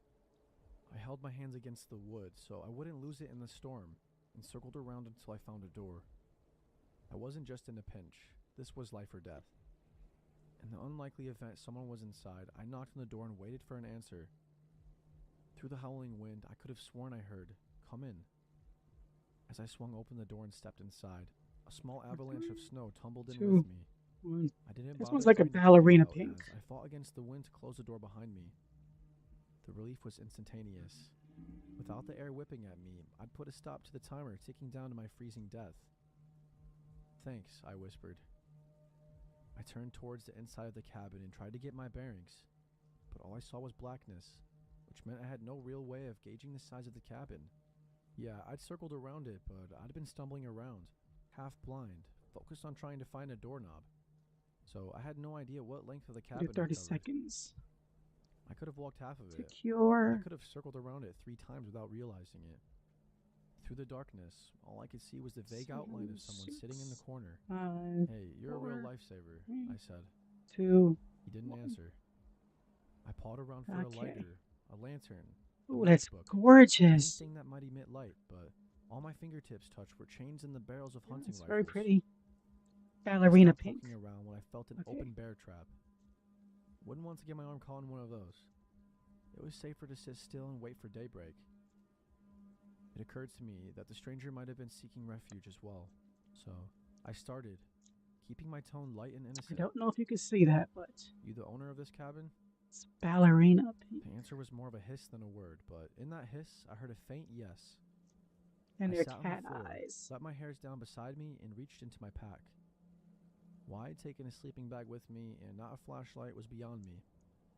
I removed my wet clothes and quietly slipped into the sleeping bag to warm me up, making conversation as I did. Hey, thanks again, I said. That blizzard really came out of nowhere. He replied with the slow, labored, wheezy This breath is the of heart, an the elderly pain, the man part on I his deathbed. hate. Dangerous. Yeah, I chuckled. That's an understatement. Hungry, he exhaled. You got a fireplace, I asked. I've got a couple of hares. I'll cook them up. It's the least I can do. His reply was drawn out, like a wolf howling, but without the majestic hum. No. Okay, as soon as the blizzard dies down, I'll go gather wood and make us a fire. Can you wait until then? I saw his silhouette shift slightly. There was a rattle of chains. No. You know what? Again, the O stretched out in a long, bloated groan. No. No, yes.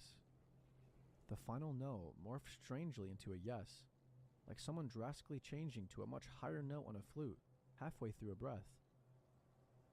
I craned my neck to look at the single window in the cabin. It was pitch black, or pitch white. It was like an afterglow, visible against the black backdrop of the wood, yet still inherently dark. I focused on it rather than the rest of the cabin because it was the only hint of light I could see. If you don't mind, I'm going to try to catch some shut-eye, I said tiredly. He didn't respond, but that didn't surprise me. Mountain folk don't talk much, even when they come down to town Another for what pretty few supplies color. they can't make themselves.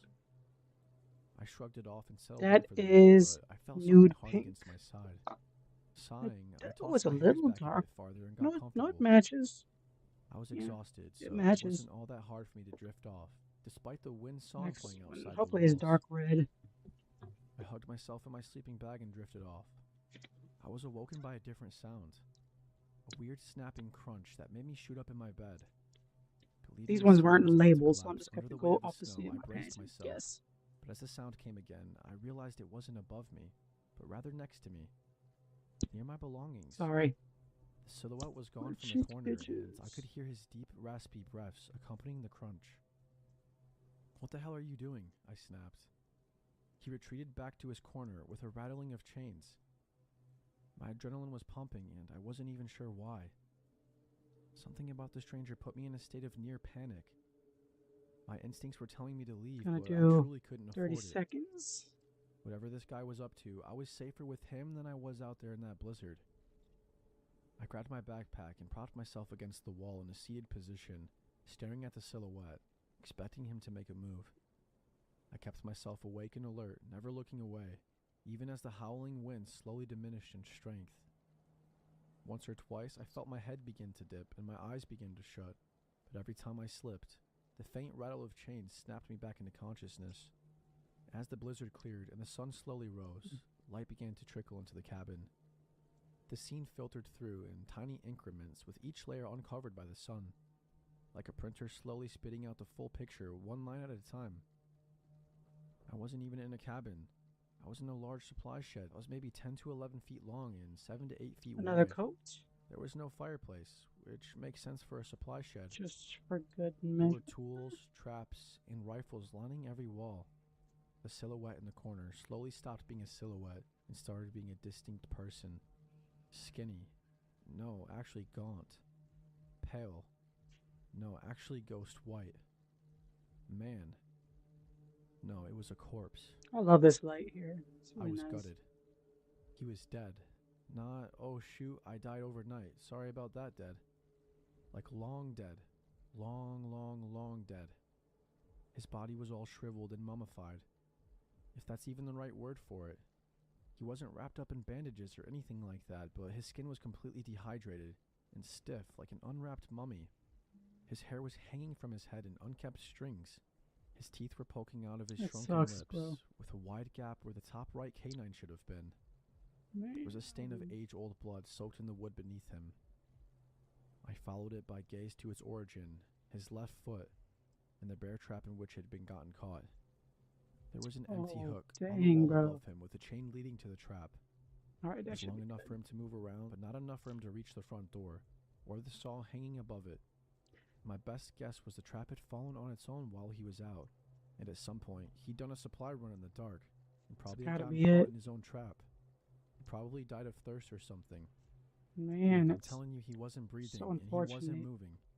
He was dead as a doornail, and had been for quite some time. I sat there, reasoning I'd been delirious the night before.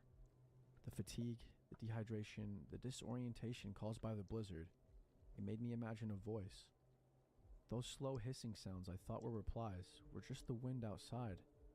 I interpreted them wrong because the loneliness had finally gotten to me. The elements had conspired against me to create a living person out of someone who definitely wasn't living. It was a good logical explanation, and I wish I could say it was true. The way you see an idea in your mind. The way you describe it to a friend. This is how website creation should be. Expression as natural as thinking. Let it out. Shape it. Is that into Tina something Turner? that could only Right come here? from you. When you can fulfill a goal just by saying it. And every detail is yours to define. There's no line between what you imagine Take this one and put it right here. Let's add some colors. And make it more cartoony. and what you can do. That's so cool. This is the new way to create. Wix Harmony.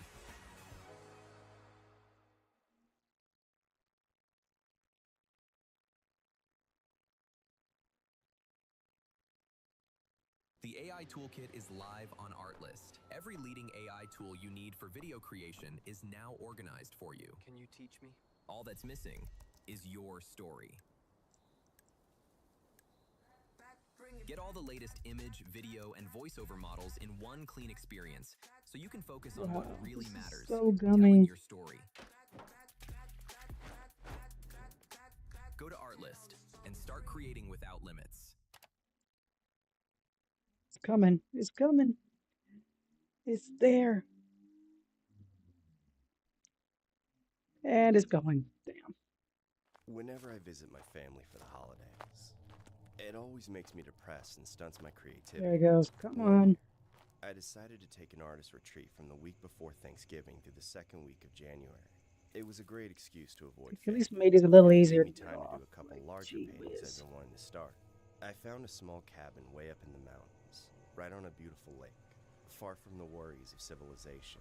There were only a handful of other cabins scattered around the lake, which Come were on, also bro. short-term Got messed rentals up. owned by the Just get same out guy.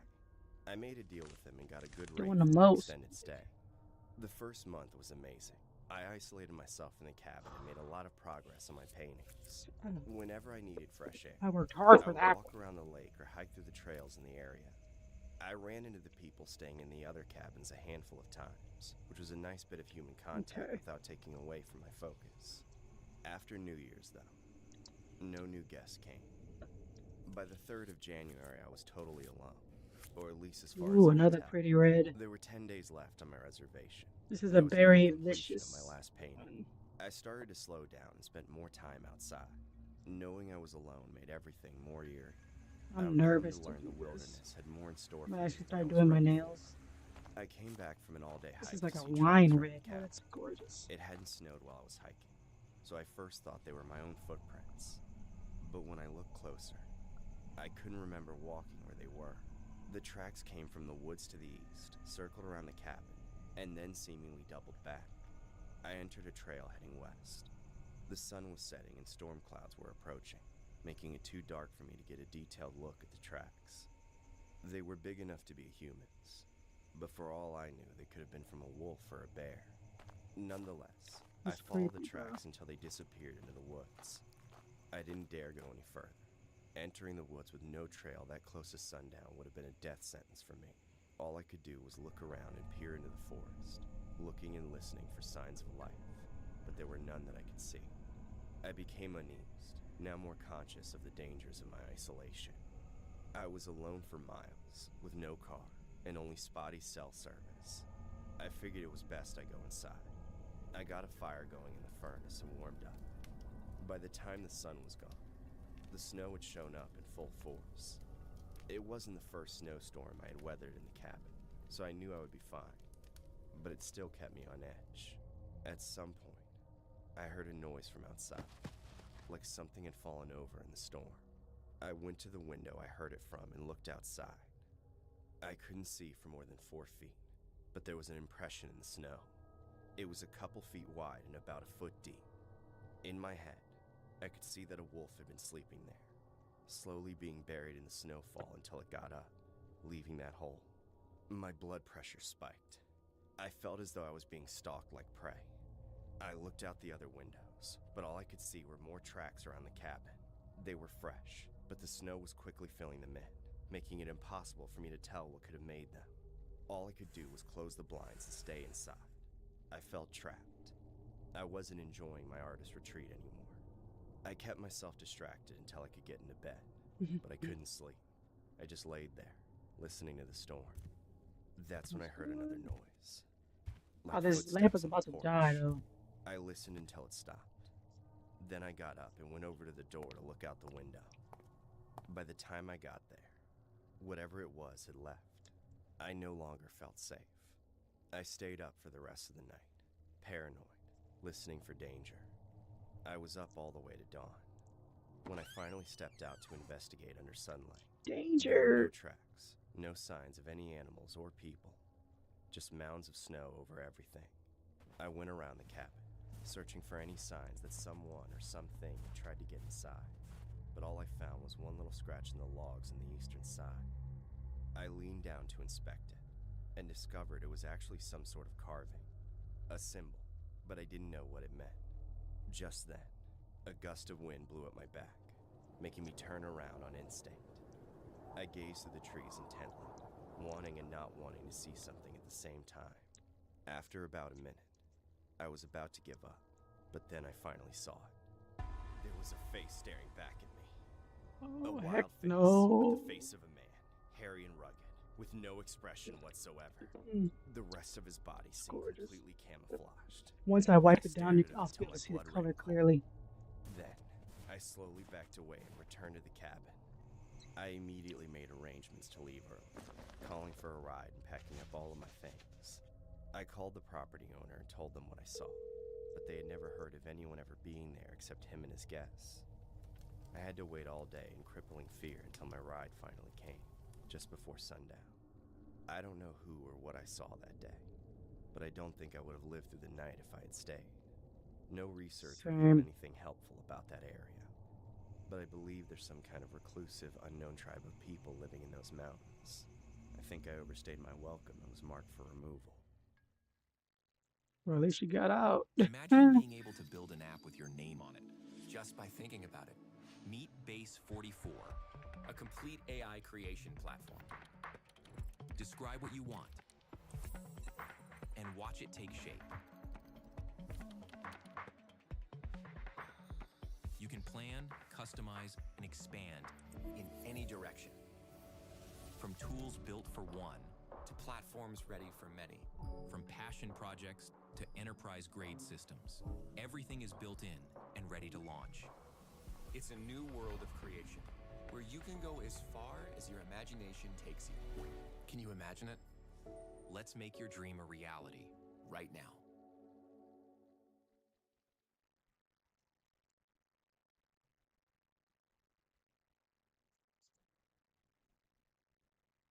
Imagine creating a fresh branded survey in as little as 30 seconds. Well, that's SurveyMonkey with a boost from AI. Enter a simple prompt and the AI can draft the survey for you. Drop in your logo and get a custom look and feel instantly. Now you're ready to send out the survey.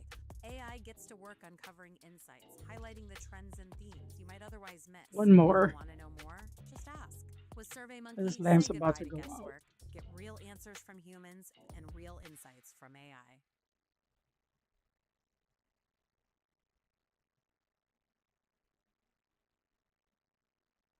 I went on a winter trip with my friends a few years ago. There were 6 of us. We had a long weekend at a large cabin-style house in the woods at the base of a mountain. It was set to snow all 4 days. I'm not used to that, but my friends assured me we were well prepared. On the second day, everyone wanted to hike up the mountain after breakfast. I tried to caution them about how much snow was already falling, but I went with anyway. It took us a few hours to reach the turnaround at the end of the trail, where we took a break and ate a light lunch. The view was nice, but I couldn't help but worry about how windy it was up there. I tried to get everyone to start heading back after eating, but they wanted to wait longer. I was getting anxious and cold, but nobody else felt the same way. As I continued bickering with them, the wind started to howl. That wasn't the only thing I was hearing, though. Beyond that and the voices of my friends, I heard someone humming. I asked whoever it was to stop because it was too much, but nobody admitted to doing it, and it didn't stop either. I asked if everyone else could hear it, but they said no. I told them to stop messing with me, but nobody fessed up. I was finally over it and started heading down the mountain myself. Everyone told me to wait up as they started following me, but I was making a beeline for the house. Unfortunately, I was going too fast, so I tripped over something hidden in the snow and twisted my ankle. My friends helped me get down the mountain, but it hurt like hell, and I was pissed off. The next day, everyone wanted to go back up the mountain on a different, even longer trail, but I couldn't go with. Instead, I got some much-needed time to myself. I started out by getting the fireplace going and reading, and when I was bored of that, I hobbled over to the kitchen and started making a pot roast for when everyone came back. I almost chopped my finger off trying to cut carrots when someone pounded on the door out of nowhere. I was startled at first, but my next thought was that someone out there needed help, so I quickly went over to open the door, but there was nobody in sight. The only tracks I could see was the single group of my friends heading into the woods, and I couldn't get any text to go through to ask my friends if it was them. Right before I closed the door, Some of these look the same. Sent chills down Can't my spine. lie. It was that humming again. The same song as before. Without the wind, I could hear it better. It was a woman or girl humming some kind of creepy nursery rhyme, but I didn't recognize it. I called out to whoever was doing it, but I got no response. So I grabbed a can of bear mace and limped outside to follow the humming to its source. At first, it was coming from my left. Well, it's behind like the a corner of the purple, house. purplish I one. went over there, but as soon as I looked around the corner, it was like they had just slipped behind the next corner. I circled the whole house, and this happened to me 3 more times. Then, I started to hear something else. Each time I took a step, I heard someone take a step right behind me. There was never anyone there when I turned around, and there were no tracks behind me other than my own. At this point, I thought I had to be going crazy, so I rushed back inside, with the sound of footsteps following me until I locked them out. I looked through the windows, but all I saw was the start of the day's snowfall. I had no choice but to move on and go back to cooking. Within the hour, though, everything was in the oven, and I was done cleaning up, so I had nothing left to distract myself. I kept watch like a sentry, but I couldn't see anything except snow and the overcast clouds that were making nightfall early. I worried about my friends too, but I was glad to be indoors. The storm only worsened with every minute. Soon, the wind was battering the house, frightening me with every creak and moan in the wood. I couldn't imagine anyone being out there in that weather, even with full winter clothing. But just then, I finally saw what I'd been watching out for. There was a little girl out there, all on her own, walking along the tree line and paying no attention to me. It was hard to see her, but she looked blue, like she was frozen or something. I couldn't believe it. Had she been messing with me all day just to get herself trapped out in the cold? I You're able couldn't to be find scared of the me. little girl. I had to help her. I rushed over to the door, opened it up, and shouted at her to come in. 7, 6, But when I looked 5, outside, 4, she was 3, gone. 2. She just vanished into the storm. Let's try I a little kept bit calling longer. out for her, knowing she still had to be close enough to hear. I just But she want a never bit came longer. back. I was still at the door when my friends returned from their hike. They asked me who I was shouting to, and I had to tell them everything that happened while they were gone. They thought I was either messing with them or going crazy. The crazy thing is, I almost believed them. But as we were all eating together in the living room, someone started pounding on the door. I told them it was the same pounding as before, but this time, it wasn't stopping. One of my friends flung the door open, but once again, nobody was there. Now, everyone had reason to believe me, but nobody wanted to. We all stayed doubtful just to save our heads. Everyone fell asleep after a few drinks, but I kept watch all night. The next morning was our last day of the trip. We left a few hours early, and all the time that's passed, and even with all the thought I've given it, I've never been able to understand what happened to me on that mountain. My parents left me home alone to take my older brother to one of his hockey games. When I was younger, they used to force me to go with, but I had just reached the age they considered okay to be home alone for an evening. As I usually did when they left, I went to my brother's bedroom and started playing games on his computer. He never let me use it, sticking me with the old console in the basement that didn't have any games made after I was born. This happened years ago, but I'm pretty sure I was playing the latest Call of Duty at the time. So when I started hearing weird thumping sounds, I couldn't tell if it was coming from the headphones or real life. I kept pausing the game and taking them off to listen out for it, but I was never able to hear it precisely. I ended up assuming it was something in the game and started ignoring it. After about an hour, I took a break to use the bathroom. I had to walk past my bedroom to get to it, and my door was open. As I passed by it, I thought I saw something out of the corner of my eye. I did a double take and walked back, but there was nothing there. Oh, wow. I could have sworn I saw a person outside my window, though. Dang. I went over and looked outside. Still no sign of anyone. It was getting I too think dark. I've had my share of this point I for the tried day opening because the window, it's just... but it was frozen shut. Snow was starting to pile up And inside, some and the still roof stuck looked up under icy. there. I figured I was just paranoid because of the game. I continued over to the bathroom. But when I sat down on the toilet, I heard that weird thumping again. Now I knew it wasn't coming from the game. Okay. It was real. I heard the sound move, almost like it was over my head, going past me. Suddenly, I realized it was because someone was walking on the roof. I immediately got up and went back to my brother's room to grab one of his ice skates for self-defense. Then I called my parents. I told them what was happening, but they couldn't believe someone was on the roof in the conditions of that night. They told me to just make sure everything was locked up. So I went downstairs to check the front door. That's when I looked outside and saw someone climbing down from the roof over the front porch. They looked up and saw me when they were about halfway down, startling themselves so much they fell off. They landed in the bushes. You scared them as much as they snow, kept them from getting hurt. It only took them a few seconds to get on their feet and start running away. I freaked out and called 911. They sent over just one cop, who looked around and confirmed there were signs that someone had been walking around the house. Yes, you are right, But he said it child. was There too is... dangerous for him to check the roof. Yeah. I asked him to stay until my parents got home, but he got another call and Good left. enough. I asked my parents to come home early, but they said that if the cops said everything was fine, and since this hockey game was so important for my brother, they couldn't pull him out. I felt cheated. Really, bro? Yeah, I'd be But mad most of too. all, afraid. I sat Someone's on the gonna couch leave me and here watched by TV at myself. low volume, keeping an ear out for any more sounds. A bit later, my parents They do said not they care would be on about their you, way bro. home soon. I It would would have just take a not while for them answered to them. arrive. To me, it just sounded like they were saying they didn't care about me.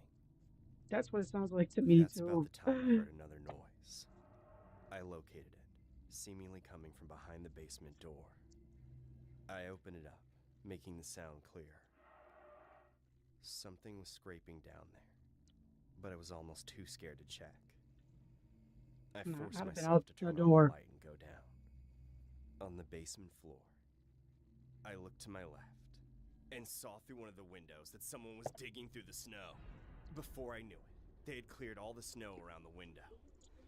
Then It's like they want you to smashed get through it taken. with a hammer.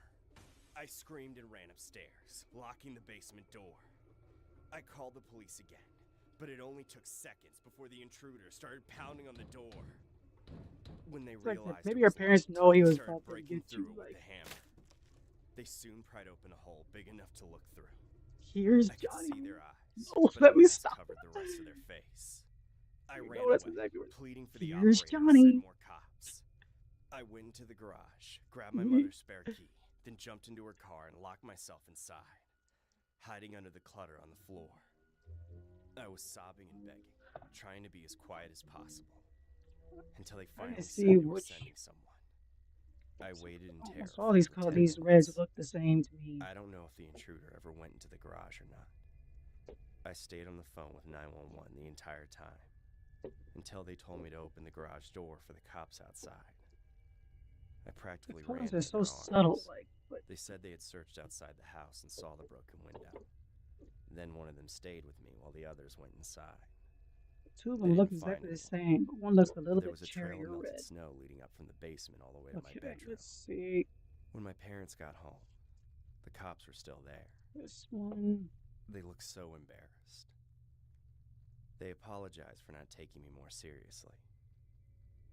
No, And it's on the over for you. surface, I I accepted love it. you more. But honestly, I've never stopped being salty that they chose to stay at my brother's dumb game instead of making sure I was safe. Oh, I I think the fear that. intentions of the intruder were quite clear. Nobody was ever caught. But I think it was someone from my brother's school who colors knew look- about me and knew I would be home alone during that game.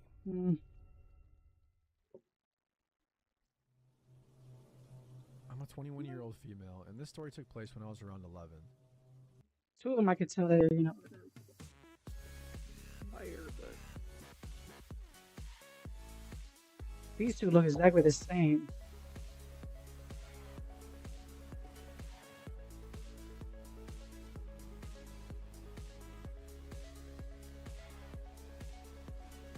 Like maybe they went like a tint up or something, you know, type shit. But like, Warning, this product contains nicotine. Nicotine is an addictive chemical. I remember this day clearly because it was the first time I was ever At allowed this to point, walk it is to what school it and is. back by myself. Up until the age of 14, I lived in what we thought was a safe place in Chautauqua County, New York. Everyone knew everyone. If you thought you'd get away with something, then you better be prepared to have your ear abused by the time you got home.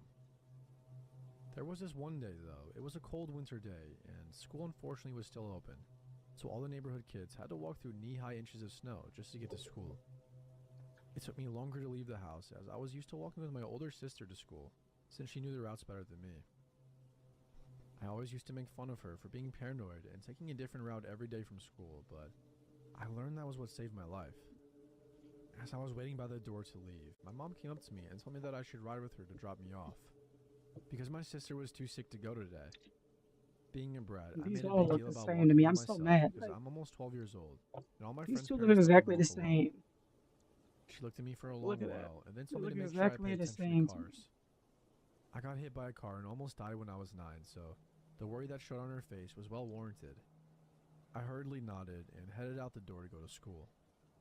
My sister didn't like to dilly-dally, so she was always in a rush to get to school early, but seeing as it was just me, I thought it would be a good idea to take my What son. looks a little bit redder? I would play in the brown slush that was on the left side of the road, and even make funny-looking Yeah, snowballs what looks dull? to see how far That's I the could throw word. them. Halfway Like a to dull school, red. The other one there was looks a white red, van falling like behind cherry me. red. Being the playful child I was, if I had not been bending down to make another snowball, I wouldn't have noticed it slowly creeping up the street. I told myself I was just overreacting, but I continued more hurriedly to school. Once I got there, I took a quick glance over my shoulder and saw that the van was a few feet behind me. It wasn't until I was on school grounds that At it least the drove away color's fast on, by though. me. I thought that would be the end of it, but throughout the day, when I would stare out the window, the van would be there. I assumed that it never really left, just parked. Many adults would try to convince me years later that maybe it wasn't the same one, but I knew that it was. This van had a bright yellow smile emoji sticker on it. I couldn't see who was in the van, but through the tinted glass, I knew they could see me. It was now the end of the day, and I wasn't ready to go home. It was too late to call my mom because she was at work and my sister was homesick. I had to suck it up and start walking home. I tried to blend in with a group of kids, but most of them were car riders, and the others didn't live near me. Remembering what my sister told me, I took another route home. I didn't Okay, I memorize think this I can route see the clearly, difference now, but the I other one. decided anything was better than being spotted by that van. I made it to my main street, but realized my mistake too late. The route I took led back to the main street where I walked to school. Hidden behind a row of cars was the white van with a smiley emoji sticker. I tried to stay calm and walk past it, but once I heard the van door slightly click open, I ran. I could hear the rush of two pairs of heavy footfalls behind me. They were getting closer, so I did what any normal kid would do. I cut corners. I cut into someone's backyard until I was directly inside of my house and forced myself into I the like the thick way it's snow to make looking it now. to the door. It's looking good. My heart was racing, not because I was running, Looking real but good. because I could still hear them behind me. I made it to the door and banged with all my might until someone came to the door. My sister looked confused, but one look in my face and she pulled me inside and locked the doors. The van was still outside. Truthfully, it stayed out there until my brother got home. My sister and I don't talk about it, but we both knew how close it was to me going missing. I haven't thought about this incident in years, but one of my hometown friends showed me an article that came out in 2013. Apparently some men kidnapped and I really sexually want to do assaulted a another girl one. my age. It wouldn't have scared me as much if it hadn't mentioned the white van. Well, let me see if I can So this story happened about 11 years ago. I was a senior in high charge school at the this. time, but it is the single most mind-boggling thing that I've ever experienced. It's also important to note that it happened in mid-December. I am from Iowa, and the winters here get cold at night. Like, I if really you wanna get stuck finish it outside, up. you will die kind of cold. That, plus the snowfall, makes everything dead silent. You can hear anything and everything inside the house, and even immediately outside of it. Well, my best friend and I were hanging out in my family's walkout basement, just having a boring winter night, playing video games. We were also the only ones home. The reason it was just us is because my mother went from work straight to a bar to grab a few drinks with coworkers. So I and my friend thought it would be a good idea to break into the family wine and live a little. As we were sitting there opening up the Oh, it first does work. bottle, I heard the door Sweet. to the garage open and slam Okay. shut. I immediately go, oh shit, believe we and can start looking for continue. places to hide the bottle. My friend then says, I thought you said your mom was supposed This to is be a out better all night." place for this anyways. She was, I replied. I then heard a few heavy stomps and heard my mother yell out, anyone home? Sorry, it keeps on I disconnecting yelled back up the because stairs. damn. Yep, just hanging out in the basement. I hear a few more steps move from the garage door towards the stairs, and she yells out again. Can you come help me with something? I'm done with I need this. you up here. I reply back while frantically trying to find a good place to hide the wine bottle. Yeah, give me just a minute. Then there was silence for about 20 seconds. Anyone down there with you? She yelled back in a more concerned, serious tone, in a voice that was slightly off of my mother's. This was the first thing that told me something wasn't right. Our family never cared if anyone was over. I think as that's a the house was sign very for me open just to house get our off. family and friends. And the voice, it was just wrong. Like it sounded like my mother's, but it was missing something that I couldn't put my finger on. Weirded out, I replied back, yeah, just Colton. And after I yelled that back to her, I found a good place to hide the bottle and began walking up the steps to the next level. Now as I was walking up the steps, I couldn't help but feel the overbearing silence of the house, and the slight electric twinge that something isn't right. When I got to the top of the steps, I looked over to where the door to the garage is, and also the kitchen right next to it. And it's black. Pitch black. All the lights were off, and there was no moonlight shining through any windows. I walked over to the kitchen yelling out, "Mom, where are you?" There was no reply, just silence I and need to make sure you darkness. guys can hear me. I feel the electric twinge turn into full Need needles. to make sure you guys can hear And me. with my adrenaline kicking Okay, in full good. force, I had to get out Let's of get here as back fast to as it. possible. My mother We're gonna was do not this home. one and then we're gonna call it I quits. run back 'cause, down the like, stairs, grabbing my coat along the way. What's wrong? Colton says. My mom's not home. I replied as fast as I can, looking for my truck keys. So, which ones are these? What do you mean? You were just talking with her. It's another red. I could now see the confusion in his face. There's no one home. We need to leave now, I said. I took a few steps towards the back door that This one's opens like up to the yard. purplish. Then I saw my dog shaking on the couch and my cat growling behind it. I couldn't leave them. I just knew that if we left, something would happen. Are we leaving? Colton asked, still confused as hell. No, I can't leave them here alone. Something is really off. I'm going to The call my mom and dragon figure this out. fruit. I pull out my phone and call my mom, and Nice. she picks up immediately. She asks me what's going on. Mom, were you just home? I heard you yelling for me from the second level, and when I went up, you weren't there. I said frantically, hoping that she was playing a joke. No, I'm just leaving the bar. I wasn't feeling very well. Are you okay? What do you mean you heard me? I'm gonna label these I fill her on the dragons. whole story, and she rushes home. Colton and I stayed in the basement with the animals until she got home. But before she did, you could hear something upstairs. Not walking or sitting on things, but a pressure in the air, like a black hole is slowly moving from one room to the next. And the word I would instinctively describe it as is hungry. When she got home, you could feel the thing leave just as quickly as it came, like an overbearing predatory presence that just flown Dragon. away. Thank God these ones are Never figured out labeled. what the hell was going on, and this is just one story of many unexplainable things that have happened to us. But this is the easiest. I to will write try to down, save the one that I was happy stickers to have a 'cause- witness. My mother has actually passed away now, and I have moved away to Arizona. Whenever I go back to Iowa and I see Colton, he still gets creeped out by what had happened. I'll never truly know what happened. This happened in 2013, when I was around 12. My mom moved me and my siblings in with my grandparents because we didn't have enough money for rent at the time, and she needed to save. It wasn't a big deal though, they had plenty of room, and I got to spend a lot of my time jewelry making with my grandma, which in my little eyes was such a win that I didn't even realize we were that poor.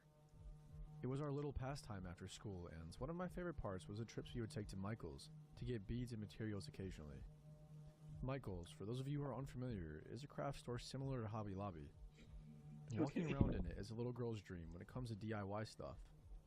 One day in the late fall, we realized that we had run out of wire for a bracelet that I was making for my mom, so we headed out to our local Michael's to get some. This particular day was in the winter, so it had already begun to get dark by 5 p.m. My grandma, having vision problems and a bad hip, entrusted little me to run in and grab the wire and pay for it, as we had done so many times together before. I was stubbornly independent, so she wasn't very worried about me. She parked right in the handicap spot in front of the store.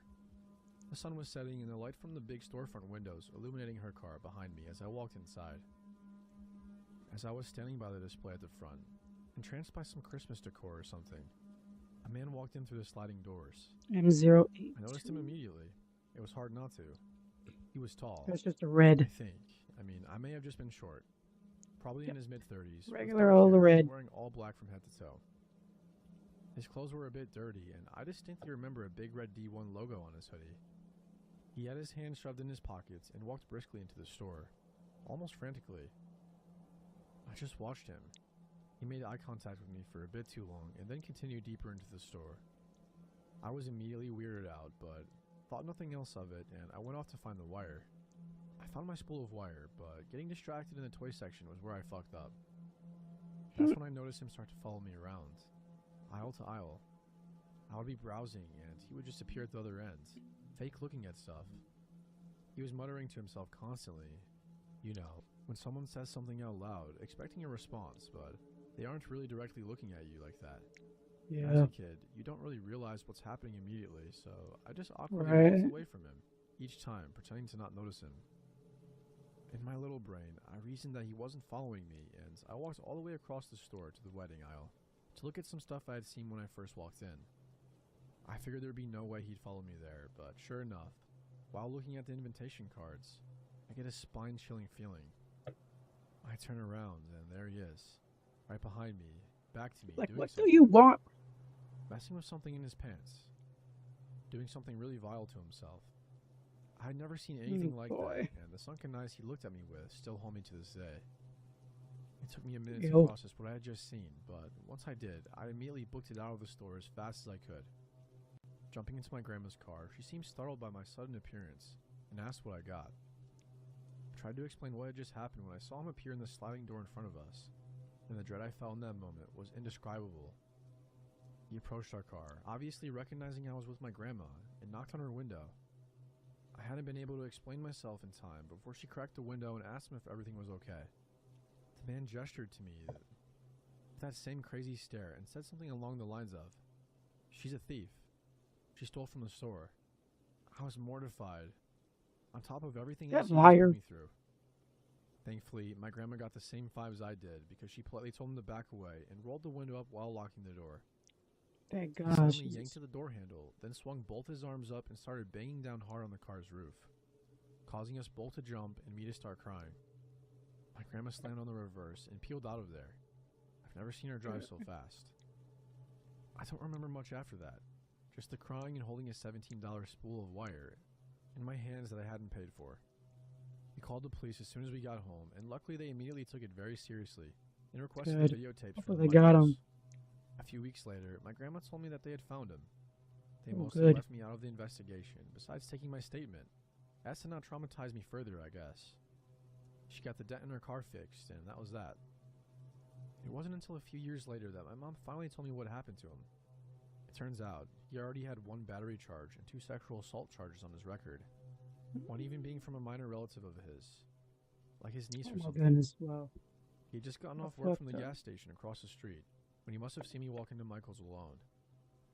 I don't know what would have happened if my grandma hadn't locked her door, or if she hadn't been in there with me, vulnerable to that man.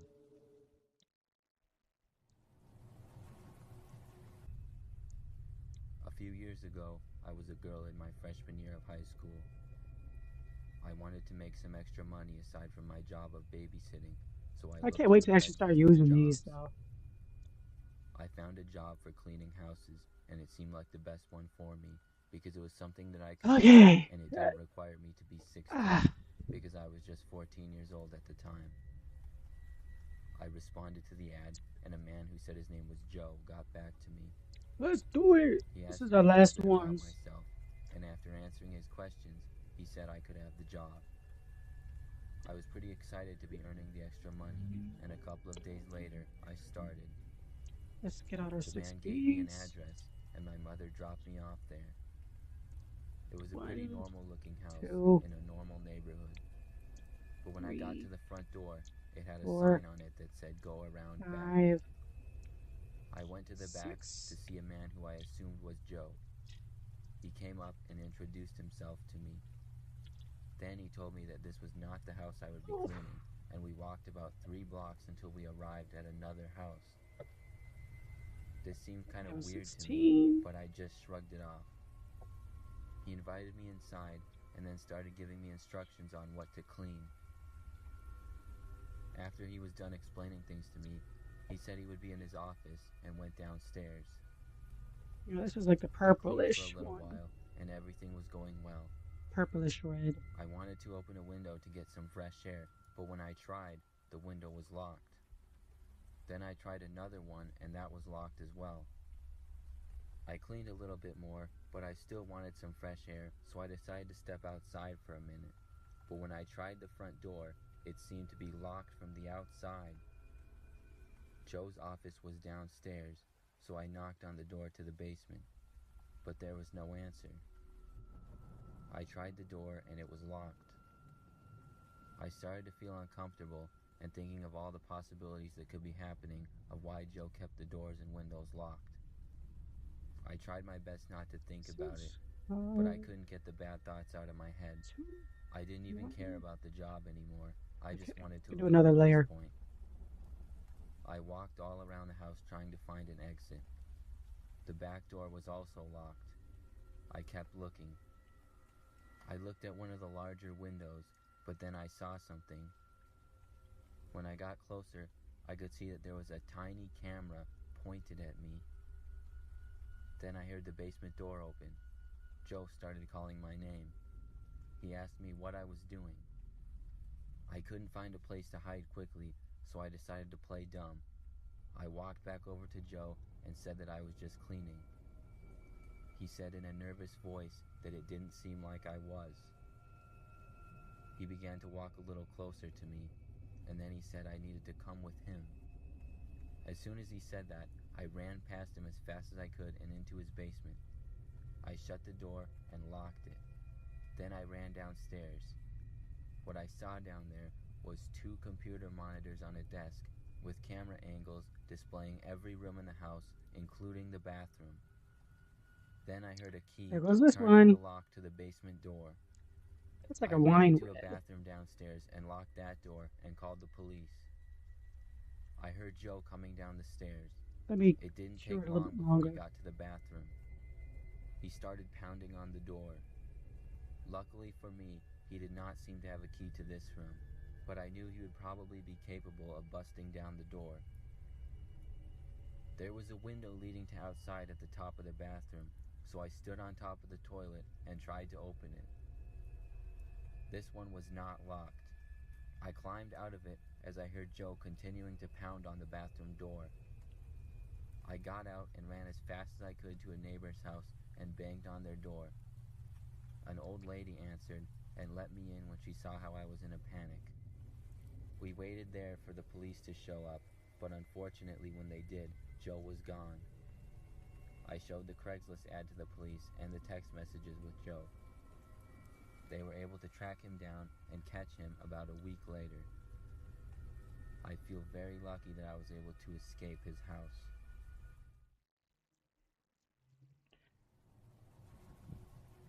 This happened just about a week ago. I'm 20 years old and I live with my parents during the summer.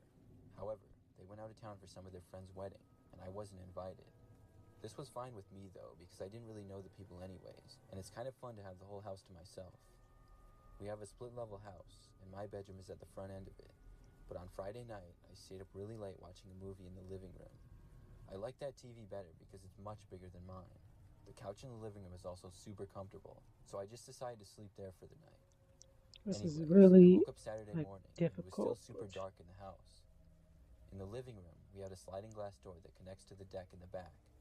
The blinds were There we covering most go. of it. Come on. It's the main source of light, but there was maybe a 5-foot gap to look out, and I saw that it was raining.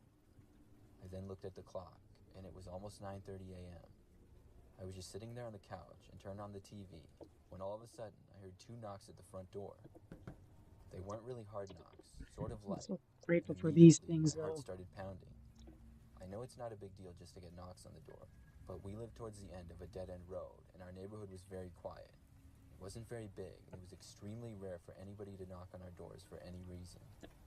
Maybe it's also because I'm a shy person, but it made me really nervous for some reason. From where I was sitting on the couch, I was just barely around the corner, and I couldn't see the front door. And whoever was at the front door probably couldn't see me. At least I was hoping they couldn't see me. I was wondering who it could possibly be, especially in the middle of pouring rain. Then I remembered something. I had ordered an Amazon package. I and was love the expecting smell of it today. alcohol. I'm sorry. Like, this Suddenly, is, I felt so much better. I know it's and probably started to weird, relax. but I like I that opened up my smell. Amazon app on my phone and clicked on my orders, expecting to see that it was delivered. It smells clean. When I looked, it said it wouldn't arrive until 5 p.m. that day. Suddenly, I went back to being super nervous. I decided to carefully look out and see if anyone was at the door. It had now been maybe a minute or two since they had originally That was knocked, pretty. and they hadn't knocked again since. I slowly moved to look out the window, and when I did, Next color. I saw that nobody was there I now. think it's the plain red This one. made Yep. me feel a little better now that they were gone. But right at that moment, I heard the noise of somebody walking up the stairs of our back deck. I couldn't see because of the blinds covering most of the sliding glass door, but I then heard footsteps on the deck. I started shaking, and the next thing I knew, How I are you saw a guys all man appear doing in the now? opening of the sliding glass door where you could see outside. He was staring right at me, but I he had haven't no seen a expression couple on of his you guys in a face. long time, like He was Bubba. bald and wore a black jacket and black pants. The guy then tried sliding the door open. Thankfully, it was locked, but I knew if he Hey, really Mongoose, wanted how to, you he could doing? probably break the glass between us. I ran away into the bathroom that was just down the hall. I had no idea who this guy was or what he was doing here. I had been right to be so nervous about this for seemingly no reason. As I closed the bathroom door and locked it, that's when I heard the first loud bang against the window, as if he was going to try to break it. I knew I needed to call the police, but then I realized that I didn't have my phone. I had left it back out in the living room. I heard another loud bang from the window, but I didn't hear glass breaking. I knew it was a risk, but I opened the door back up and ran out to the living room couch. I looked around frantically and finally saw my phone. Then I made another mad dash for the bathroom. As I was, another bang came from the window. I looked back at the man as I ran. I saw he had been kicking at the glass and trying to break it. I got back into the bathroom and locked the door again. Then I called 911 on my phone. As soon as the operator answered, I told them everything. They told me to slow Let's put down another and coat on repeat there. what was going on. That's when I heard the sound of glass breaking. I repeated what was happening as best as I could, and just after that, I heard the sound of the man starting to walk inside the house. He was walking straight for the bathroom that I was in. When he got to the doorway, he tried the door, and it wouldn't open because it was locked. I backed away from it and went into the shower. The 911 operator said that they would stay on the line with me, which made me feel a little bit better because I was terrified. The man then started to bang on the bathroom door, and my phone suddenly went silent. I looked at it and saw that it had died. I hadn't plugged it in the previous night. I figured the man was kicking on the door the same way he had been kicking on the sliding glass door, and I knew he would probably break this as well. I heard him walk away for a minute and then go down the stairs that we had. He was gone for maybe a full minute, and then I heard him return. There was another loud bang against the bathroom door, but this one sounded much harder. I think he had found one of the baseball bats we had in our house or something. Oh boy. This made me even more terrified than I already was. Right. I grabbed the towels we had in the bathroom and covered myself. I then went into the small bathroom closet we had and closed that door. I just barely fit in there, but I had to do what I could. The guy hit at the door a few more times, and it really sounded like he was breaking it now. But that noise was interrupted by If another. only there was a window. It was the noise of a loud knock on the front door. I could barely hear someone shouting police. I hoped they would be able to get inside fast. And just after that, I heard the man walking away towards the back of the house where he had gotten in. I stayed hidden, Yep. and a short time Just later, plain old red, but still pretty. Eventually, I heard someone yelling, Still "Put pretty." it down." When I finally heard the voice of multiple officers inside my house, I finally came out of the bathroom. They had literally gotten there just in the nick of time, and the man had been caught. I'm really lucky how fast the police were to arrive that day. This was very recent, and I'm still a little shook up about it, but I'm just happy to be okay.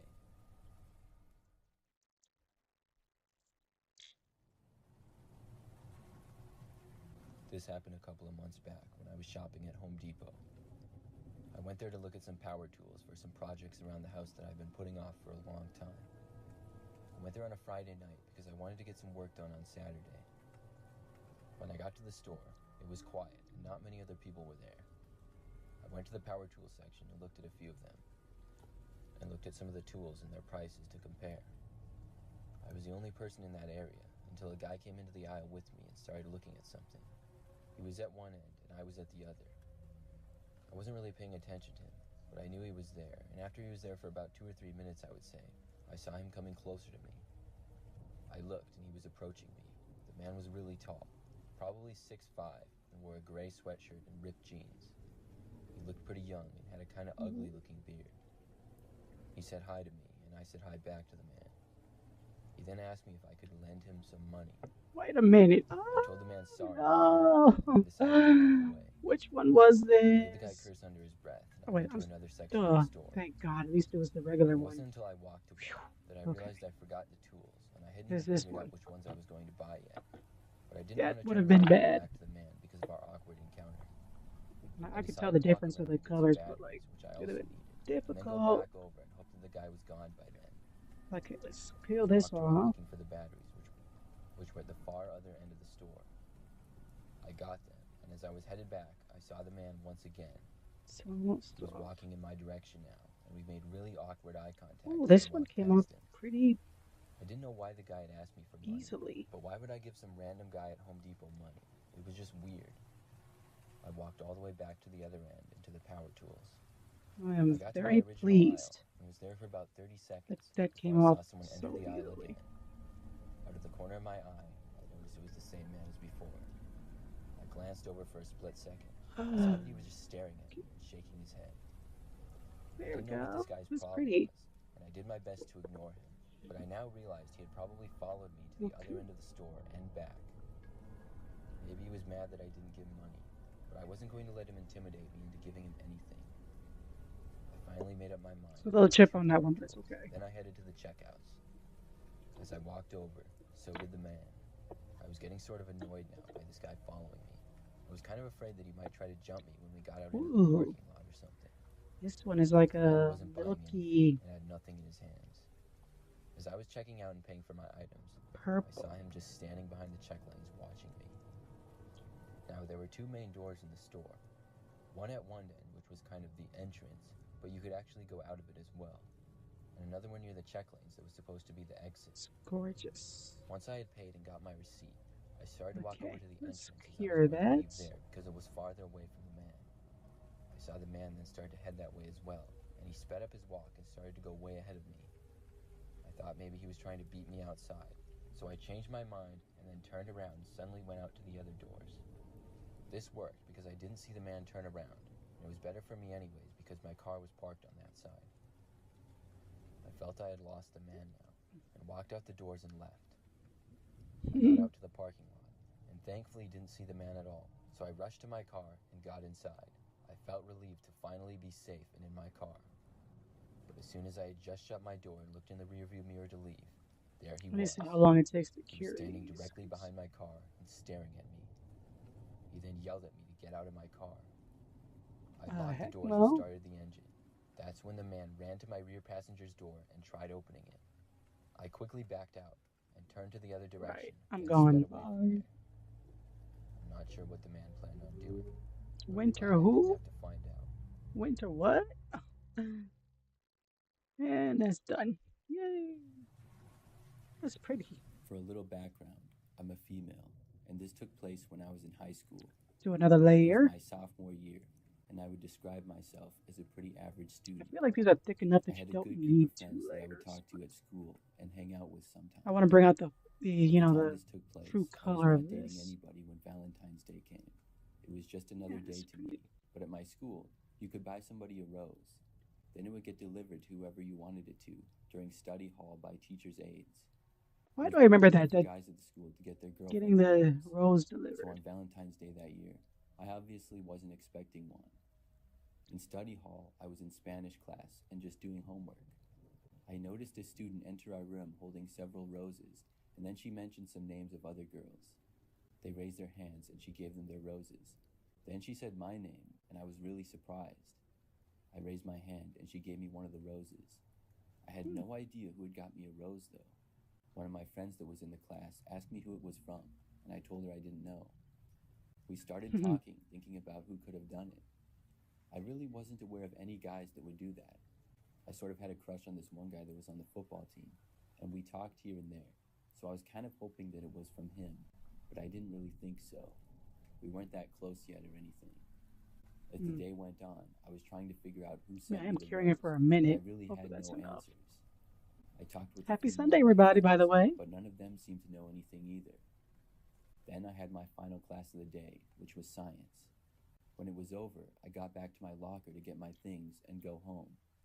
As I arrived at my locker, though, I saw that there was a note attached to it. I took it out and read it. My back The kind note of said, hurts. I see that you got the rose I Sorry. sent you. I hope you like it. The handwriting was kind of sloppy, but it didn't give me any clues as to who left it. I looked around the crowded hallway, but still didn't have an answer. So I got my things and then left to walk home. During this time, I walked to school and back because I didn't have my license just yet, and we lived really close to the school. I would only take a few sidewalks the entire way, and it took me maybe 15 minutes to walk back most days. On that very same day, when I was walking home from school, I saw this guy walking behind me. Ooh, It was that kind is of hard to tell beautiful. because he was a really long ways back. I couldn't Wow. hear him walking or anything. I don't even know why I looked behind me, but at one I don't know point, if you can I think see about that. halfway back, I did look behind.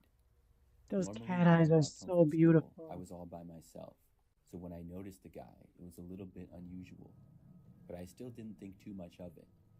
There you There go. was this one guy that did Always go look to at my those school, sticky dots. but I didn't know his name or anything. I just recognized him. He wasn't in my grade and was really tall, with curly blonde hair and glasses. I walked the rest of the way home, and as I was going up my driveway, looked to the left and saw him. He was still a really far ways back and walking down the sidewalk towards me. I didn't know that he lived in my neighborhood, and I had never seen him walking before. It was kind of odd. I went inside my house and then went into my bedroom to finish my homework. I remember that as I was in there, probably about 15 minutes later, there was a knock on the front door. I was home by myself because my parents were both still at work. I got up and left my bedroom and went to the front door, but by the time I got there, whoever had knocked was gone. I looked around and didn't see anybody at all. Then I just went back to my bedroom. It was really strange. A couple of hours later, my parents got home from work. I remember that my mom came into my room and dropped an envelope on my desk. She said that it was on the front step when they got home, and my name was on it. I was even more confused now. I opened it up and read it. It was from the same person who sent the rose to me and left the note on my locker. The letter said that he said that I Wow. got the rose and letter and wanted to meet me before school at 7:30 a.m. the next day. I was supposed to go to the back door to No. talk. I knew that there was a pretty good chance that it was the guy who followed me home. I found it creepy that he was being all mysterious, and I had never talked to him before, and I didn't find him attractive at all either. I decided to go just to tell him that I appreciated the rose, but was not interested, and he didn't have to follow me home. Normally, I would get to school at about 7:30 anyways, and school started at 7:50. So when I Man, got why does it there, have to be I such went a into the chore to back take this parking thing lot. off? This parking lot was pretty quiet and just overflow from the main other two lots. It was mostly used for football games or other sports, and only a few kids would park their cars there for school. When I got there, there were a couple of cars parked around, but nobody was in the Man. parking lot that I noticed. Then I saw a door open to one of the cars, and the same guy who followed me home came out. I knew that it would be him. He walked over to me and said hi. Then he told me that his name was James and he was the one who sent me the rose. I told him I knew that because he followed me home. He said he did that just because he wanted to leave me the letter. Before I had a chance to say anything, he told me that we should talk inside of his car. I didn't No, want thank to you. because I didn't want to spend any more time there. I said no thanks, I had to get to class, and I started to tell him that I really wasn't interested in him. When I said it though, he said that I should go in his car again. He said that I should just hang out with him today, and he knew that I would have a good time. Then he said that we should skip school and drive someplace. I said no and started Well, I walking messed back. that one up. That's when he started to follow me, and I looked to see him walking quickly in my direction. I just started running at Whatever. that I point towards the tried. school. The He gloves is actually not started to helping, chase but after I'd me, running rather at full speed. have this Then he look like stopped this slowing than to down. be, I had you made it know, far enough not away safe. that somebody in the main parking lot would have seen him chasing after me. That is I was able to annoying, get though. back to school after that. You know what? I I think I hoped might that I would just. never see him again. I remember that over the next few days, he sent me a few messages on social media, calling me names and stuff. Yeah, let's But I try just that. blocked him on everything. After that, I hardly ever saw him again. He was a senior that year, and I guess he Okay. skipped school a lot anyways. That was the craziest Valentine's Day I've ever had. That was a bit annoying. I'm a single female who lives alone in a one-bedroom apartment. I live on the first floor and moved in right around a year ago. This story takes place on Valentine's Day of last year. My new apartment was in a pretty large and new building, and I had a unit on the first floor. After living there for about a week or two, it was Valentine's Day. I got up that morning to go to work and was going to leave at 7 a.m. When I opened up my door to leave my apartment, I saw that there was a heart-shaped Valentine taped to it. When I saw it, I thought that it was something left by the apartment management. They had left me a welcome thing with some small gifts, and my previous apartment would do that sort of stuff too. I didn't even read it Interesting. and just put it on my countertop to Man, look my at when apartment I got doesn't home do from that. work. When I got home that day, I I finally wish read the my Valentine, apartment did that. and I quickly realized that it was not That'd be left so by fun. management. It said my name on it, and it was handwritten. On the inside, it said that I was possibly the most beautiful girl in the entire apartment complex.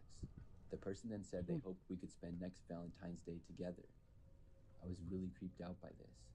The way that it was written was so weird, and I didn't know anybody there yet at all.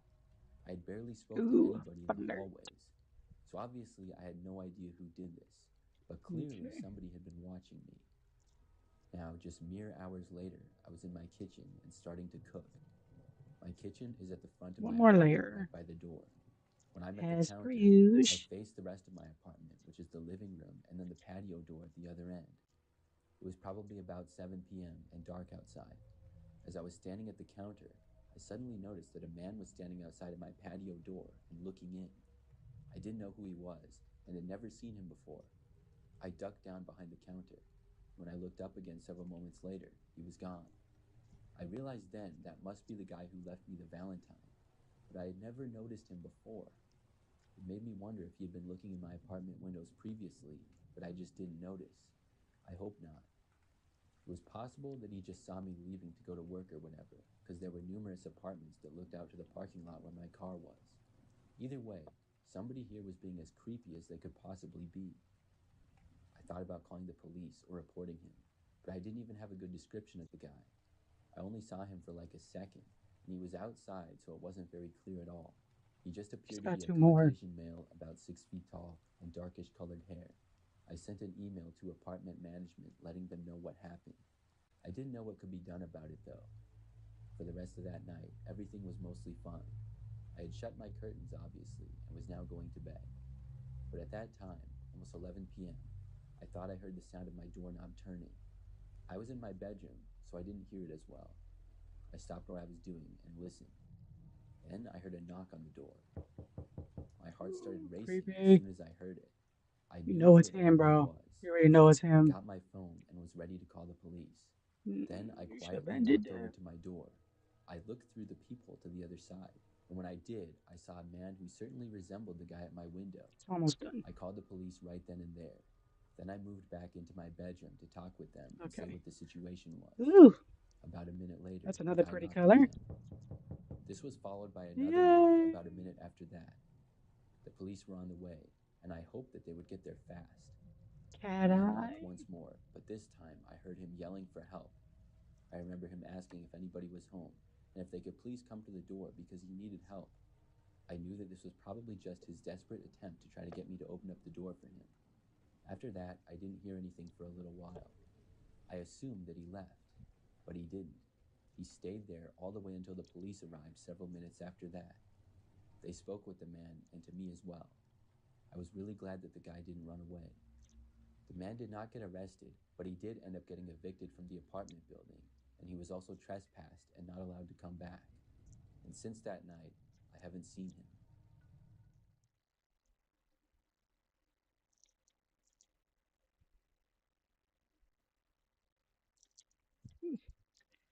That's the end of that. Ooh. I hope to never find myself in one of these situations, man.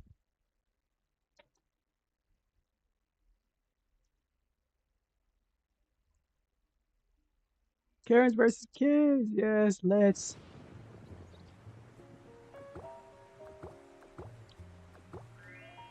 We're almost done anyways. Hey, what was your name, officer? It's on the shirt. Okay. Lieutenant Coble. I know. It's Lieutenant Kobos. Great. Yeah, thanks, man. Hey, I appreciate you, not giving a shit and walking away. Please stay informed and don't harass the public, all right? What, dude? Shut up. Yeah! I bet you they were riding all over So, guys, stuff, too. that's how you handle a police officer, all right?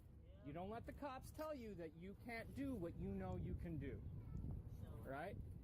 Skeptical Karen just got a call from her son's elementary school. They're claiming that he's ill, but Karen isn't buying it. Time to do the secretary's head in. It does matter. No, it does not. It does matter because now you're changing your tone because you know I'm not going to change my tone because you recorded me, and I will call my attorney as soon as That's you fine. I got an attorney too. Good. I hope And they already have a $3,000 retainer recording Parkwood Middle School. Okay, So, we're not a middle school. That's we're fine. elementary.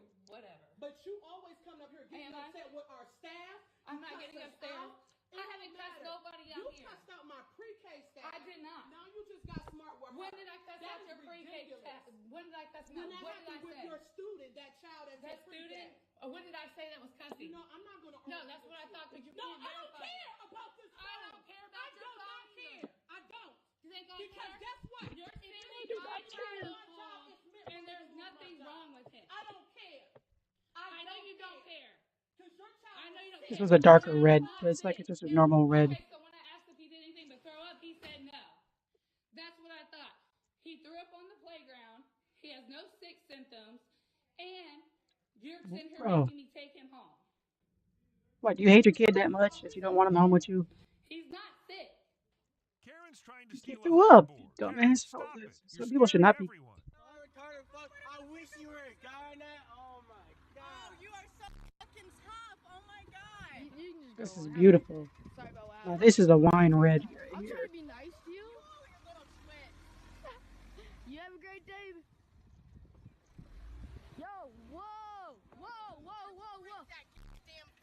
You're not gonna touch my phone. This is. Hey, take my hoverboard. Take my hoverboard. This is my property. You're not gonna touch my property. Grab my hoverboard. This is my property. You're not gonna touch my property. No, no, no, no. This is my property. My phone is my property. Parents pay for your phone. It doesn't matter. It's still my property. I'm surprised that this is like a Touch my phone. purple light. It's still my property. Enjoy your video. Put it on Facebook. I will. I have the right. This This is public property. I can record you. I can record your face. I'll go record Yes, your you license plate. can. If you assault me, I will get you Ah. arrested. I will get you arrested. Then why are you gonna? I try to apologize and you didn't have it. Quit walking towards me. Quit walking towards me. You assault me and I will assault you. Don't assault me. Don't make fun of him because he has a list. Who cares? All right, whatever. You have a great day. Very mature, lady. We're not gonna touch you. I tried being Another. polite to you. I tried being Does this even need another layer? Like, this is so dark. This one's really dark. And I tried telling you to move on and have a But great day. we will because, you know, we're going with the whole thing. Not me. Do another layer.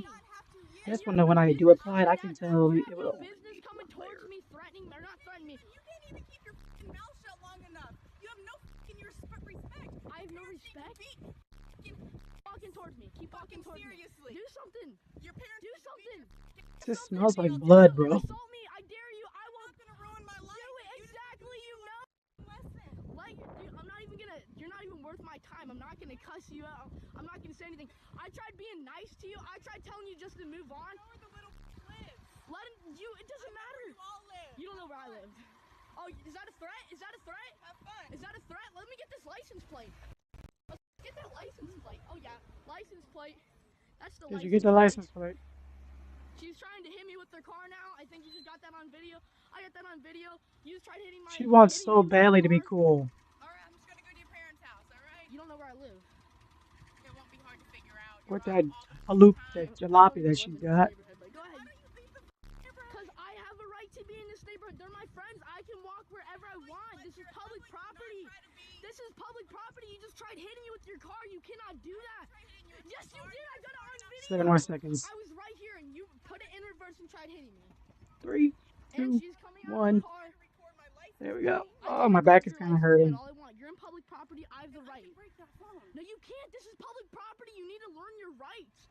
This is public property. You're a fucking minor. Exactly. I'm a minor. You cannot assault me. You cannot assault me. Out of the road. I wasn't in the road. We have it on video. Quit walking towards me. Quit walking towards me. Quit walking. Quit walking towards me. Quit walking towards me. Quit walking towards me.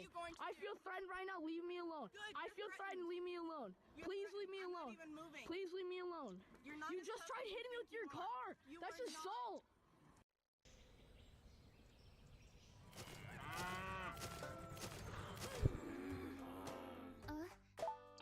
This is kind of tiring. I can't lie. I didn't think this was gonna take this long, but it's taking this long. I never understood why some people like it takes them. When they go to the nail salon, it takes them like a few hours. But you gotta wait for everything to cure, you know. Safety first. Usually I would skip the commercials, but my hands are full for time. So I'm sorry. We have to suffer through the commercials.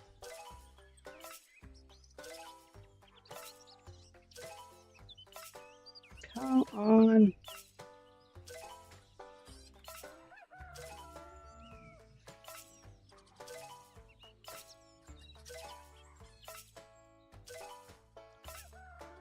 The other one was easy. Why can't you be easy?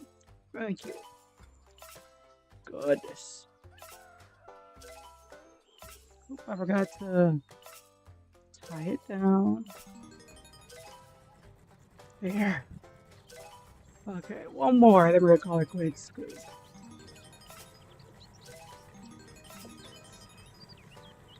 That was nice. Once I shine it up and put the alcohol, it'll return back to its shininess. Then I can clean up this space. Ooh, oh my goodness. Wow, look at that. Meet Wegovy That's like a Pill, light the red. first and only FDA-approved GLP-1 Now weight that's loss pill. gorgeous. Lose weight and keep it off with the new once-daily pill from Wegovy. People taking Wegovy Pill lost over 30 pounds, and some lost over 47 pounds. Proven results? In a little pill. Looks like Don't lipstick take red. if you or your family had MTC, MEN2, or if allergic to it. Tell your provider if you plan to have surgery or a procedure, are breastfeeding, pregnant, or plan to be. Stop taking and get medical help right away if you get a lump or swelling in your neck, Is it severe stomach pain, self-leveling? or a serious Yes, it allergic is. reaction. Serious side effects may include pancreas inflammation and gallbladder or severe stomach problems. Wegovy may cause low blood sugar in people with diabetes, especially if you take medicines for it. Call your prescriber if you experience vision changes or heart racing at rest. Side effects of nausea, vomiting, and diarrhea can lead to dehydration, which may cause kidney problems. With Wegovy, you can live lighter with less weight. Get started for a lower price. Ask your prescriber about Wegovy Pill today.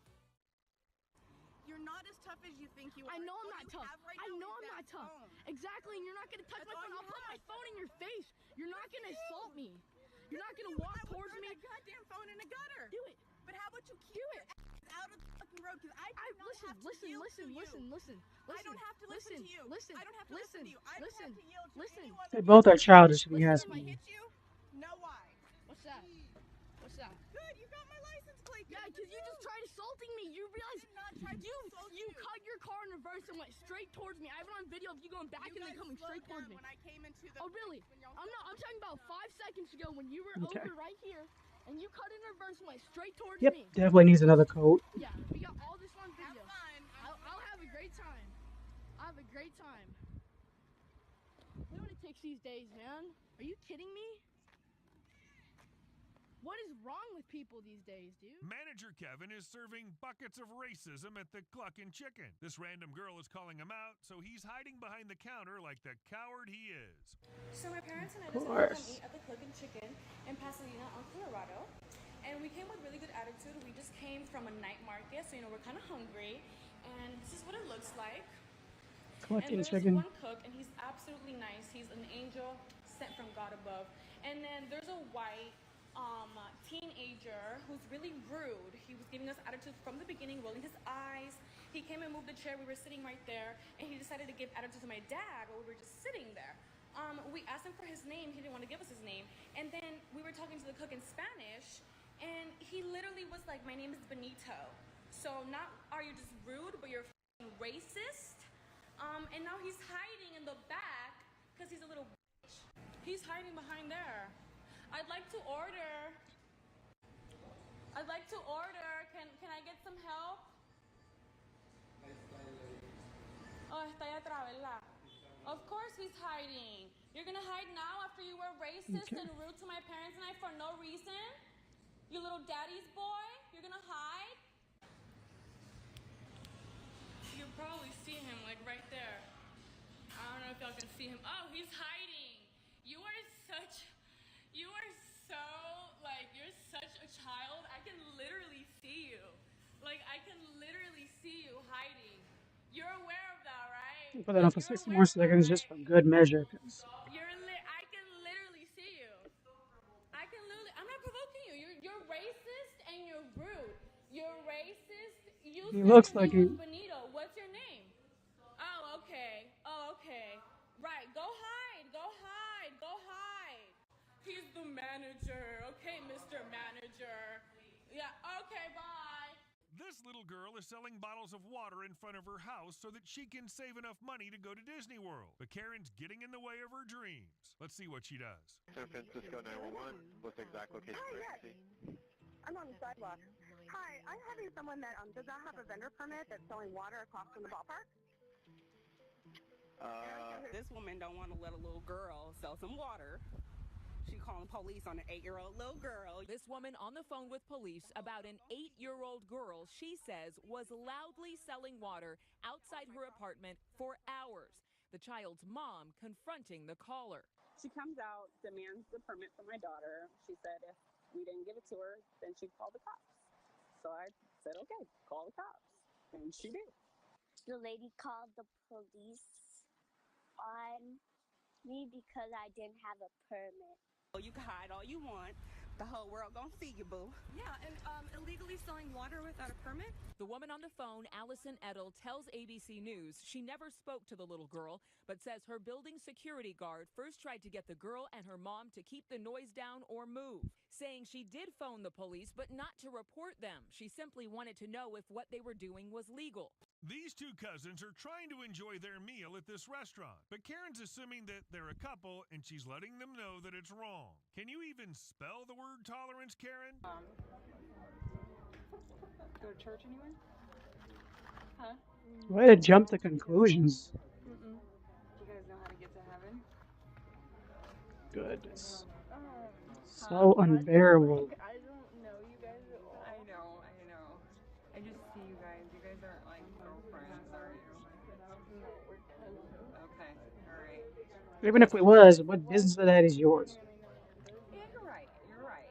But I just want to let you guys know. Yeah, no. If you don't know anything about God anymore, then it's not the right way to live. So, well, if you force it I know she means well, but no, I'm not forcing it, but the truth's got to be out there because I know it's. I mean, I don't know. You kind of came over here out of like nowhere, and like we have like no clue who you are. Yeah, I know. God told me to come over to talk to you guys. Oh. So. Okay. you're making people, Christians, look bad.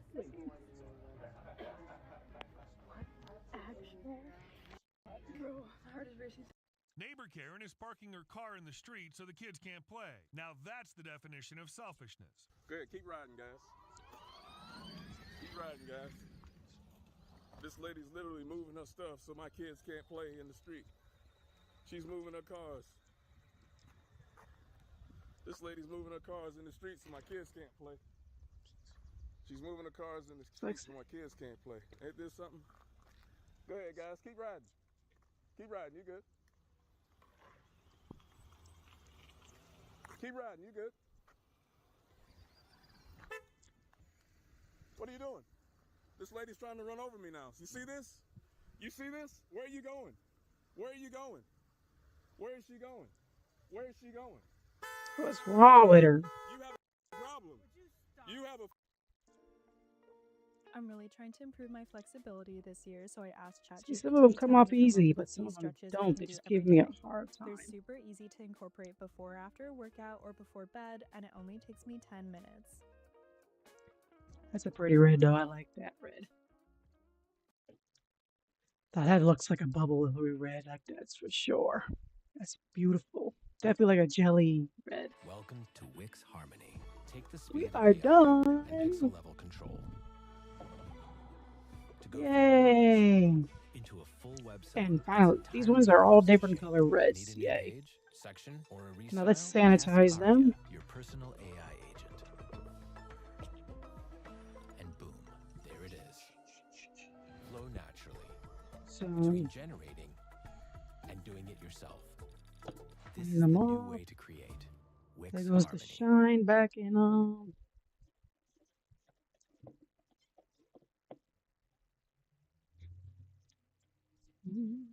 Problem. You have a problem. You have a problem. This is crazy. Hey, I'll park it there, Marty. Get out of the road. Hey. Marty. You're a crazy person. You're in You're the crazy. road. No, you're parking your You're cars in in the the street. Look at this. I'm My kids are playing in the street. I'm moving. No, I'm no, you're taking not. my No, you're car. not. You're being. That's fine. You're attacking me. nasty mouth. No, you're. Your wife just hit me in the face. You just. I did not touch you. No, I didn't. I did not. Hey, it's on no, your I did tape. not. You It called is. her before she said anything. No, you hit me in the face. You called her. And the guy's jumping in because why? You're still in the street. You're still approaching me in the street. Aggressively, right. You approached her aggressively. No, I did not. Yes, no, you I did did. not. It's She on pulled your her tape. cars out on It's me. on your Man, tape. get out of my face, man. Getting out of Get out of my face, man. Get out of my face, man. No. My kids are Like, playing. I bet his I'm not breath doing anything stinks to you. too. She came out here. She came out the car, bro. I saw it. You need to come and get your people. Your mom just hit me in the face. You got in her face and called her a bitch, and you got this far to her. No, man. She got in his face first. Was he not watching that? Yes, you did. No, I did not. Yes, you did. No, I did not. You still pointed approaching. at Get out of my face. To get away from my wife. Get out of my face, man. Get out of my from my face. wife and I'm not doing anything. I don't give a fuck if it's her wife. I'm not approaching You're the you. one who said. And nobody called I'm you not a name. approaching you, man. I'm not Nobody called approaching you. Nobody I'm not called you a name. You and your mom and your wife. There you go. There you go. There you go. So you think you can come There you up go. here and No, call us because she names? approached me in the street. You approached me in the street. I'm gonna redo this one because I'm pissed off at the way this turned out. Like, are you kidding me right now? You're going going to Gee jail. whiz. No, I'm not. No, I'm not. That just made me mad. No, I'm not. You're going to jail. Karen's cussing these kids out at the bus stop. You know what? I think I'd rather just put this on here like this Badly, and then of course. peel this off.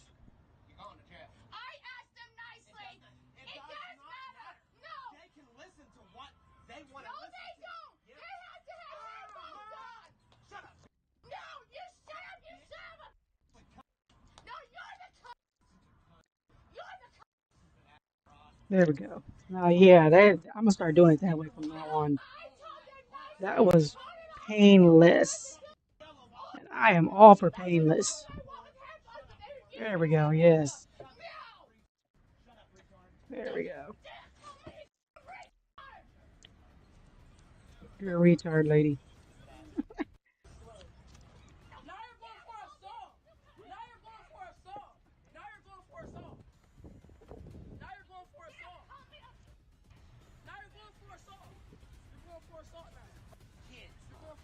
I am so in love with this jelly one now. These are kids, you alcoholic. Look at that shit. I'm glad you put your hands on me instead of one of these kids. Because next time you put your hands on me, I'll light you up, you hearted dumb. I am not a damage Shut up. Shut up. Yep. I gotta go, Rick. Maybe 3 minutes to get the out of here, or your stupid drunk going to jail. I'm not getting out of here. I'm waiting on the bus. I love that for you, lady. You can stay there and get yours. I wouldn't even have given her a second chance. I would have called.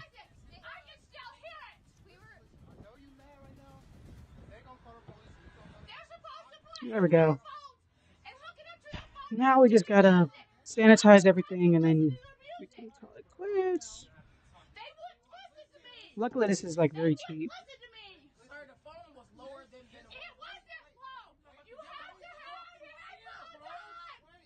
All she's doing is just yelling and screaming. It's just pissing me off. Right, stop talking. No, it's not okay. I don't listen to rap music. I am in the public, and I shouldn't have to listen to. It is the law that you're supposed to have headphones on when you're listening to music on your phone. So you're gonna yell at us and assault a man over rap music? Yeah. That's barely heard? Really? It wasn't barely heard. I heard it. You told us turn it down, we turned it down.